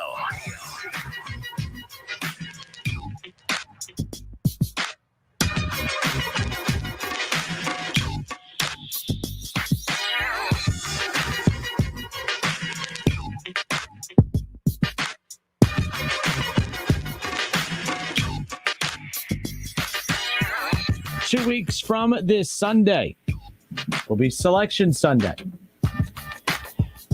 And of course, for the first time in 2 years, we will get the NCAA First Four tournament back at UD Arena. Can you believe that? Terry Slaybaugh and some members of the Big Hoopla, which is the organizing committee of the First Four, they help put that on every year. And of course, they have a lot of great community initiatives as well. That it's beyond just the games themselves. And in fact, a lot of people were able to, have donated and really helped donate their time and money and efforts over the last couple of years in the absence of the First Four to help stay in good graces with the NCAA. And like the NCAA from the representatives of the Big Hoopla I've talked to have said just how impressed they were with how much they were still able to accomplish even in 2 years without the First Four here in Dayton. So it's coming back for the first time in 2 years, of course. The first year, that 2020 season, Flyer fans know way too much about that. Unfortunately, that season came to an end, of course, due to COVID, so there was no First Four that year. And then last year was that very, it was that weird bubbled tournament, and there were, no First Four in Dayton this past year. So for the first time since 2019, it's 2022. For the first time since 2019, or I should say, I guess March of 2019. Wow, that was a long time ago. That was a long time ago. So the First Four is back. And Joe Lenardi, his latest bracketology report is out, and there's been some movement. Dayton has not cracked his First Four line, or his last four in. The last four in are on. So with his lists of on the bubble teams, Dayton is listed in the First Four out. Dayton is in the First Four out category along with BYU, SMU, and San Diego State. The last four in is what you're striving for, as that is the four teams that he drops in his First Four bracket. So Texas Southern, New Orleans, Longwood, and Norfolk State round out your 16 seed matchups. You're probably saying, who cares? You're supposed to feel that way. You're not supposed to know much about those teams. Still good quality basketball whenever you go watch the First Four. So here are the teams that are in the last four in that are interesting, Kev. Loyola Chicago. They've made, Sister Jean and company coming to UD Arena. How about that? San Francisco, Indiana, and Memphis. So the matchup, this moved a little bit. I really like the Indiana. So Indiana, Memphis are in this, but San Francisco against Indiana and then Loyola against Memphis. Michigan has dropped out of the last four in. So they are in the last four buys on the bubble still, but it'll be very interesting to see if Martelli is able to get Michigan over the hump in Juwan Howard's absence, even though I don't really think it's a head coaching issue of who's on the sideline as far as whether or not they get in. It's all about what they do on the floor. Right. Are they able to overcome all the adversity from this past week with all the drama that happened with Juwan Howard? Will we see Michigan at UD Arena? I don't know. As of right now, they have fallen out of the First Four. San Francisco, Indiana, the 12 seed matchup. Loyola, Chicago, Memphis, the 11 seed matchup. Look, man, First Four, such a great time. So I don't care who's playing it. I'm going. Because the team that I root for ain't going because we stink this year, Syracuse. And the other team that I root for, our beloved Wright State, they probably won't be playing in the first four if they win the Horizon League tournament. Possibly. Really? Well, hold on. Let me see. So right now, Cleveland State is the number one team. They wrapped up the Horizon League, and I'm trying to see where they have Cleveland State seated. The last I saw, I thought he had them as a 16 seed, so that's why I was curious to see if there was a chance right there for that or not. Yeah, Cleveland State's a 16 seed. So they're saying whoever wins the Horizon is going to be a 16 seed. I think that's.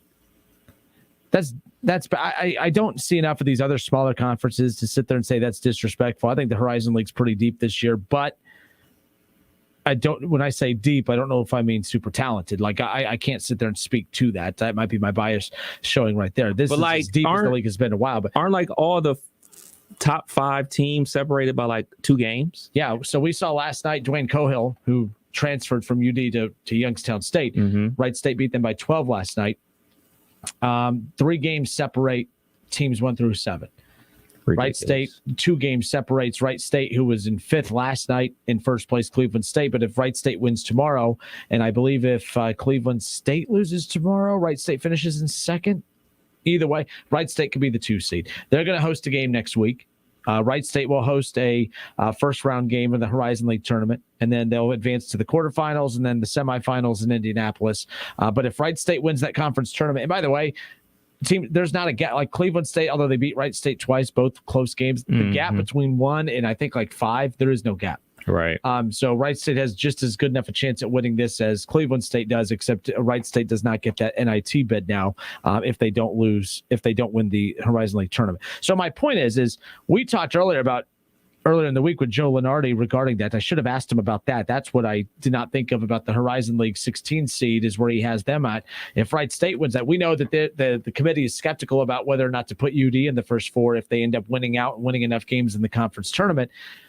They're skeptical of whether or not they want to put them on their home floor again. That there wasn't a lot of people that were big fans of that the last time it happened back in 2014. They had even kicked the tires on looking at an alternate site just for that game alone, which was, I think they looked at it just to tell people that they considered it, but I don't think that there was anything plausible about that idea whatsoever. I think that was very silly, actually. And I don't think there was any harm in it. In fact, someone brought up a good point. UD was trailing for the majority of that game against Boise. They had to work their tail off. Maybe they won because of the home court advantage. But let's not act like UD isn't one of the best traveling fan bases in all of college basketball. Right. UD, more times than not, has the home court advantage even in the NCAA tournament, no matter how big of a school they're going up against. So I'm not a fan of that. Let UD play on their home floor if they do win out and win a game or 2 in the conference tournament. But can you imagine if UD and Wright State are in the first 4 together, not paired up against one another, obviously, but you know what I mean? How crazy would that be? That would be the best. I'll be pissed if Wright State wins the conference tournament. I think it's stupid to give them a 16 seed, but if they give them a 16 seed and they don't get the first 4 nod, I'll be livid. Because now you get to go get your ass beat by some 1 seed, and you didn't even get to have a chance to get a tournament win in the first 4 in the battle of the 16s, right? Like that's kind of where I'm at with that. But that would be awesome. Like, what if like both of them in there, UD and Wright State on the in the first floor, same night, rocking? I mean, don't get no better than that. All right. Only time they'll be on the same court anytime soon. In that arena, especially. So, all right. Me and you were talking about this. And I'm getting a lot of this because we were talking about the Jesse Bates situation in Cincinnati. Why is the deal not done? I don't believe that the front office values the safety position as far as when you put the dollar amount on that position. Like when I say value, they value Jesse Bates. But as far as the dollar value that they put on these positions, I don't think that they put a $14 million a year value on that safety position. Not when you have to pay pass rushers, not when you have to get top quality cornerbacks, not when you need to be looking ahead to the immediate future being in the next 2 years. Like Joe Burrow, like this year. So obviously heading into year 3, he doesn't need a deal done heading into year 3. Patrick Mahomes got a deal done after year 3. Josh Allen got a deal done after year 3. Joe Burrow will deserve to have something done by year 3. Jesse Bates might be the first Joe Burrow casualty. Can you see a scenario that the Bengals pay Joe Burrow after year 3? The Bills did it with Josh Allen. Obviously, the Chiefs did it with Patrick Mahomes. Mm-hmm. And if Joe Burrow is as good as what everyone is trying to convince me that he is, they haven't convinced me yet, but if he is as good as what you guys are trying to convince me that he is, why not? His agent, if his agent is smart, if his agent is not too busy hanging out at Kid Cudi concerts, if his agent is smart, he will be demanding the same exact situation that we saw with Patrick Mahomes and Josh Allen. And if anything, I think that Joe Burrow will ask for that money after next year because look at that offensive line. I risked my health and my legs for the first 2 years, possibly 3. I'm not convinced that they're going to totally fix that offensive line. Maybe I'm wrong. And if I'm wrong, that's a good thing. But you know what I'm saying? Like if I'm Joe Burrow, I'm not going to risk going into year 4 without a deal being done. I'm not going to risk any of that. I think he's going to want a deal done after year 3, the same way Josh Allen did, the same way Patrick Mahomes did. And if anything, I think he's going to be warranted for it because I think with that offensive line being as poor, I don't think he's going to trust doing another year with the bad offensive line like this past year and possibly even this upcoming year. Casualty, the Joe Burrow casualty. I love how you worded that. I'll take Joe Burrow's name off of it. Quarterback casualty. Quarterback, the dollars that Joe Burrow is going to ask for, he will deserve every dollar he asked for. I can even admit that you took your team to a Super Bowl with the worst offensive line in football a year after having a season-ending injury to multiple parts of your knee. The turnaround for him, he deserved that comeback player of the year. Fantastic run. They have another great year next year, whatever that ceiling is. I don't know.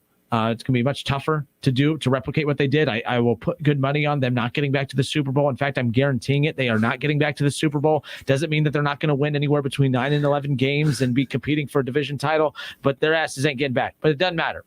I hope they make it to the Super Bowl just so we can pull up this audio. They're not getting back to the Super Bowl. Better teams have tried and failed. So let's just be honest. And they're good at failing. So let's just be real. And they'll throw a parade for losing in the semifinals or whatever, the AFC title game, whatever. But no, in all seriousness, if he has another great year like last year, statistically, he should ask for that money. With the injury that he's had and the injury that he is vulnerable to have with the Bengals' ability at patching that O-line, he should ask for that money. And I don't know why he wouldn't. And I don't know why the Bengals wouldn't pay him. And I think that the Bengals are positioning themselves to pay him. I keep getting this in the chat section. They have plenty of cap space to take care of Bates. Well, I bet you all have credit card debt, major credit card debt, because you guys have this mindset of just because you have it, spend it. No. Just because you have the money does not mean you spend it. Not all of it anyways. They need to spend it, and they need to spend it on the right things. You don't buy a house, have no furniture, and then spend money on vacation and come back and say, well, I don't have enough for a couch. Like, no, air mattress. That's what you want the Bengals to do. Spend their money on all these ancillary pieces that you don't need at this exact moment. And then when it comes time to move in, we don't have enough money for this. No, the Bengals are being smart. I think they're dragging their feet with the Bates deal because they're saying, hey, we need to be prepared for if Joe Burrow asks for his money next year. And I think that that's a realistic possibility, if you ask me. Yeah, there's no doubt about it. When you got a salary cap league and you have a star quarterback and everything like that, and he wants to get paid and you actually do pay him, there's going to be guys that you can't pay. And then it's up to the front office to find guys to replace him. I think Jesse Bates was a second, third round pick. You're going to have to find the next Jesse Bates that can play on a rookie contract to fill that void. And you're going to have to, because obviously there's only so much money to go around. So Mike Haywood says that's why you franchise him, so there's no long-term money. I don't think Bates wants a franchise tag. He does. They never want a franchise tag. And by the way, Mike, you're not wrong. From a business perspective, franchise him. We don't have to lock him up for long term. He's taken care of financially this year. It is what it is. And James, you're on with Kidder and Kev, man. What's up? Hey, it's James from Oakland. Got that, James. What's up, man? So a friend of mine made a comment to me the other day and said, the best NFL teams in terms of ability to grow and win games and move forward are those that have a great quarterback under a rookie contract. That after that rookie contract expires and you got to pay someone $35 million a year, that's going to limit your ability to pay the other positions in the field. What do you think about that? Oh, no, that's exactly what That's exactly the landscape of the NFL. The majority of the teams that get to the Super Bowl, the Rams are an exception to this right now because they built their roster differently. But if you look at, and I don't believe Stafford is paid top 5 money in the league anyways, on top of that. But the team, once you pay your quarterback, the majority of your cap space percentage goes to one position, and it's always that quarterback position, whether it's 35, 40 plus mil, the team's success rate starts to drop. I mean, it's not a coincidence that the second that Patrick Mahomes got that contract deal, even though some of it's backloaded, look, they've all of a sudden have these glaring holes. If you go to Russell Wilson, 2 Super Bowl runs, winning one, losing one in his contract, his rookie contract run, he hasn't even been close to getting back since. Hasn't been back to the NFC title game since. There's Aaron Rodgers, same thing. Once he got that max contract, he hasn't been back to the Super Bowl in 12 years. Once these teams pay their quarterback this max dollar, the history shows you don't get back. And I think that's what's interesting about the landscape of the NFL right now. You nailed it with Wilson and Rodgers. Has there been any team in the past 5 or 6, 7 years which has had a quarterback who's a top 5, top 10 quarterback, and they've paid huge dollars, and they've been able to overcome that and pay him his money, but also sustain a roster and offense and defense? I can't think of one. I know for a fact that no quarterback that has ever been in the top 5 highest paid quarterbacks in the NFL, no top 5 quarterback as far as paid wise has won a Super Bowl or made it to a Super Bowl. Tom Brady did. But again, the exception to that is the fact that he was top 10 paid, highest paid quarterback in the NFL. He took a lot of money from the Bucs. But look how many players, Antonio Brown, Leonard Fournette, Gronk, all of those guys either took the vet minimum or just maybe a mil or two above the vet minimum on top of Ndamukong Suh and guys like that. So they're kind of different. They loaded up with star power, kind of like the NBA does. You had a bunch of guys willing to take significantly less money because all the money was in the quarterback position. So that is the exception to that. That doesn't happen. You're right. You're right, Justin. You're right. That is the exception. It's not the rule. Last thing, when I called in last week, I told you I went out to the Super Bowl, which is great. But one of our favorite things was the Saturday evening before the Super Bowl. We went to Domata Pecco's restaurant and hung out with him and took a video. And he's got an amazing business out there. I don't think he's officially retired yet, but what a great guy. He and his wife, they have a really good restaurant, great menu in Los Angeles. And that was, for us, the highlight of the Super Bowl weekend, other than the game, was being at Domata Pecco's restaurant. No, that's really cool. And the fact that you're able to, with all those people in Los Angeles, I mean, that's a busy place to begin with, but then you have the influx of people that were there for the Super Bowl on top of it, Kev. I mean, good for you for getting out and being able to enjoy some time around. I talked to a friend of mine yesterday who actually took his whole family out to the Super Bowl. Wow. He actually said that they actually have like a movie theater in there. Like it fits like 60 plus people. Like it's there's a movie theater attached. There's also one of the main NFL offices attached off to the side as well. Like part of the agreement there too was they have like these big NFL offices off to the side. That's amazing. And it's also in a very bad neighborhood. Inglewood, baby. Like from what I've been, like they said, like the area, like driving around the area, like it doesn't make sense. Like you look around, you feel like you're in a very bad part of town, and then you turn the corner and there's Los Angeles. There's where the Super Bowl's being played. So interesting. Cheap land. As far as that goes. So here's the other thing. I tweeted this out last night as well to kind of feed off of what we're talking about here with the quarterback. So something else we talked about earlier before coming back on the air was I do not think that you will see 3 more years of Joe Burrow, Jamar Chase, T. Higgins. I do not think that you get 3 more years of those guys playing together. And everyone's like, what are you talking about? Joe Burrow's in year 2. He's probably going to get paid after next season. Jamar Chase will garner big money. He's only played 1 year. It'll be year 2 next year. But they'll be planning on getting his contract. Talks will begin. T. Higgins will be up next even before him. But I don't think it's a surprise that Jamar Chase will be prioritized over T. Higgins, even though T. Higgins' deal will come up before. You even kind of were thinking about it too. I don't think I'll be very surprised if you get 3 more years of T. Higgins, Jamar Chase, Joe Burrow. Does T. Higgins get paid? Very doubtful. Not by the Cincinnati Bengals. Because even if you try to do the franchise tag with a wide receiver, that number is crazy. I mean, not as crazy as a defensive end or a quarterback, but that number would be probably in the 18 to 20s. That's what I'm saying. Like, and I just think with so many other responsibilities, I mean, do you load up? Do you become a Big 12 team and just have nothing but offense and average or below average to bad defense? That's what the Bengals front office has to decide. Mike Brown's always been a big fan of asses in seats, and we're going to, that's why you've had your Chad Johnsons. That's why they went after the Terrell Owenses. They've always had those star players that attract people there. Is that the route they go? Do they put all their money on the offense, take care of the O-line, take care of the wide receivers, get running backs rotating in and out of there, and then have a serviceable defense? I don't know if that's the recipe to success, but again, if your best chance at winning is quarterback, then I think you do have to put all your money on the offense and be average at defense. But then you run into a situation like Seattle, although Seattle now has dipped below average offensively and below average defensively.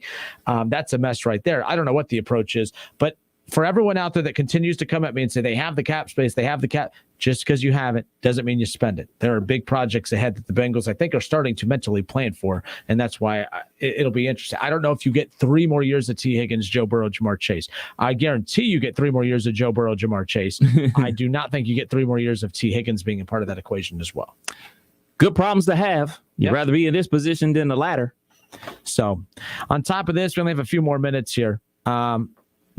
Ryan Clark, former Steeler, RC, was adamant that Lamar Jackson, he deserves to be in the 40 mil plus crew. I believe that's what he needs to get to even walk on the grass in Baltimore. He wants to see Lamar get paid.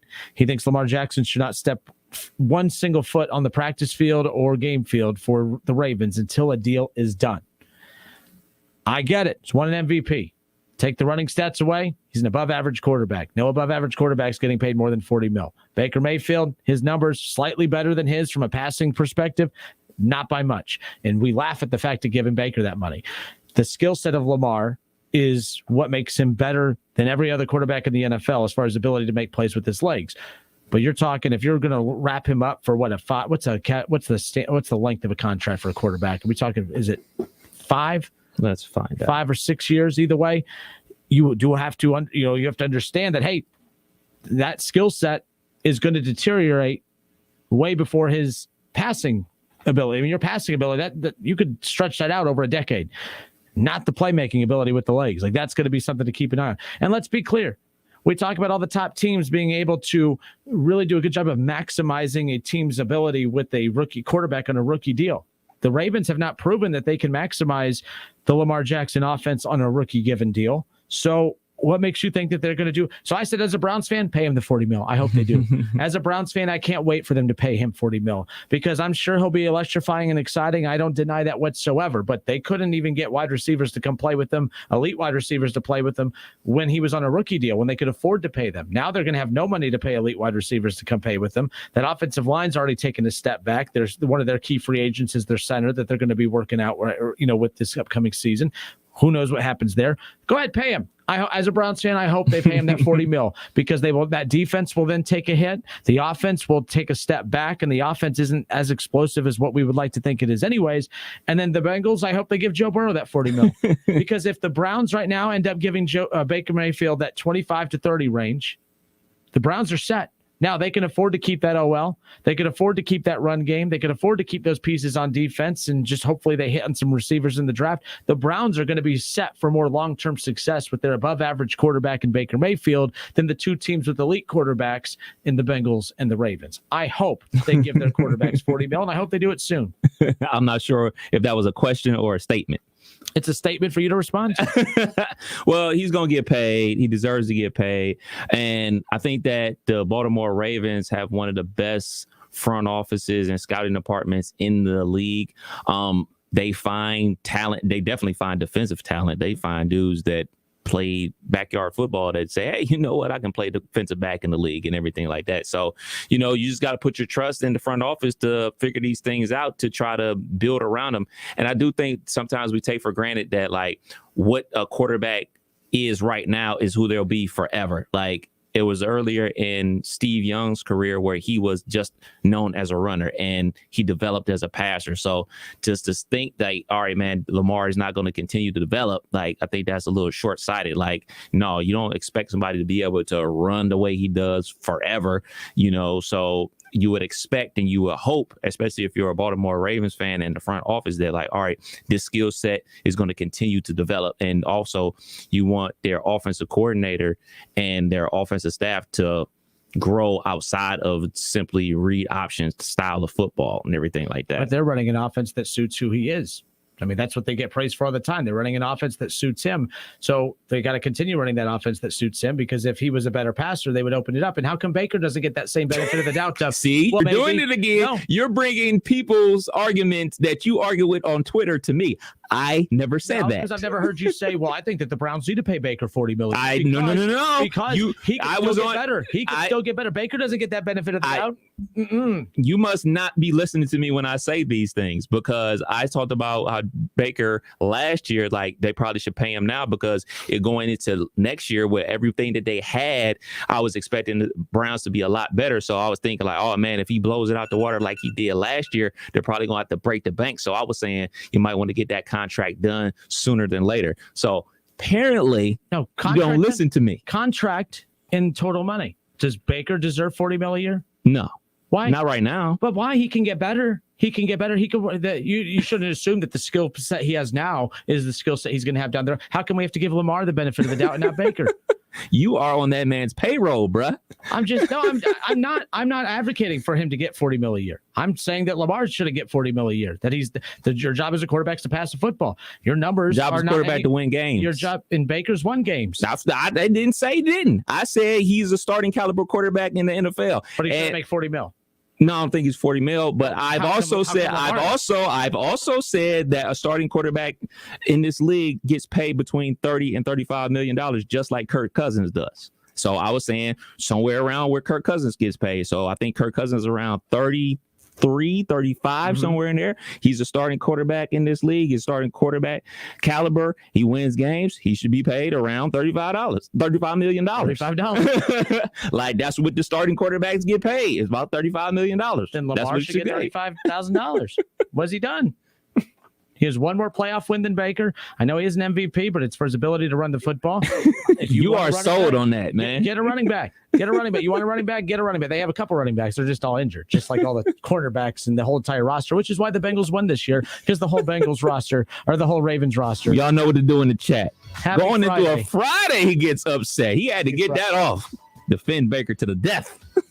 I'm telling you, Baker will be the last one standing, because while Burrow will have better stats and Lamar will get more highlights on SportsCenter, the Browns will be the more set team because they have more money to put talent around their quarterback, to where, well, Burrow will be wearing his, he makes too much money to have fake necklaces. Garbage, man. We'll be back. No, we won't. We'll be back on Monday, though. Until Monday, it's the Justin Kidder Show with Kev Nash, presented by Brad Mays with Home Experts Realty and Timothy's Bar and Grill on Brown Street. Have a great weekend, everybody.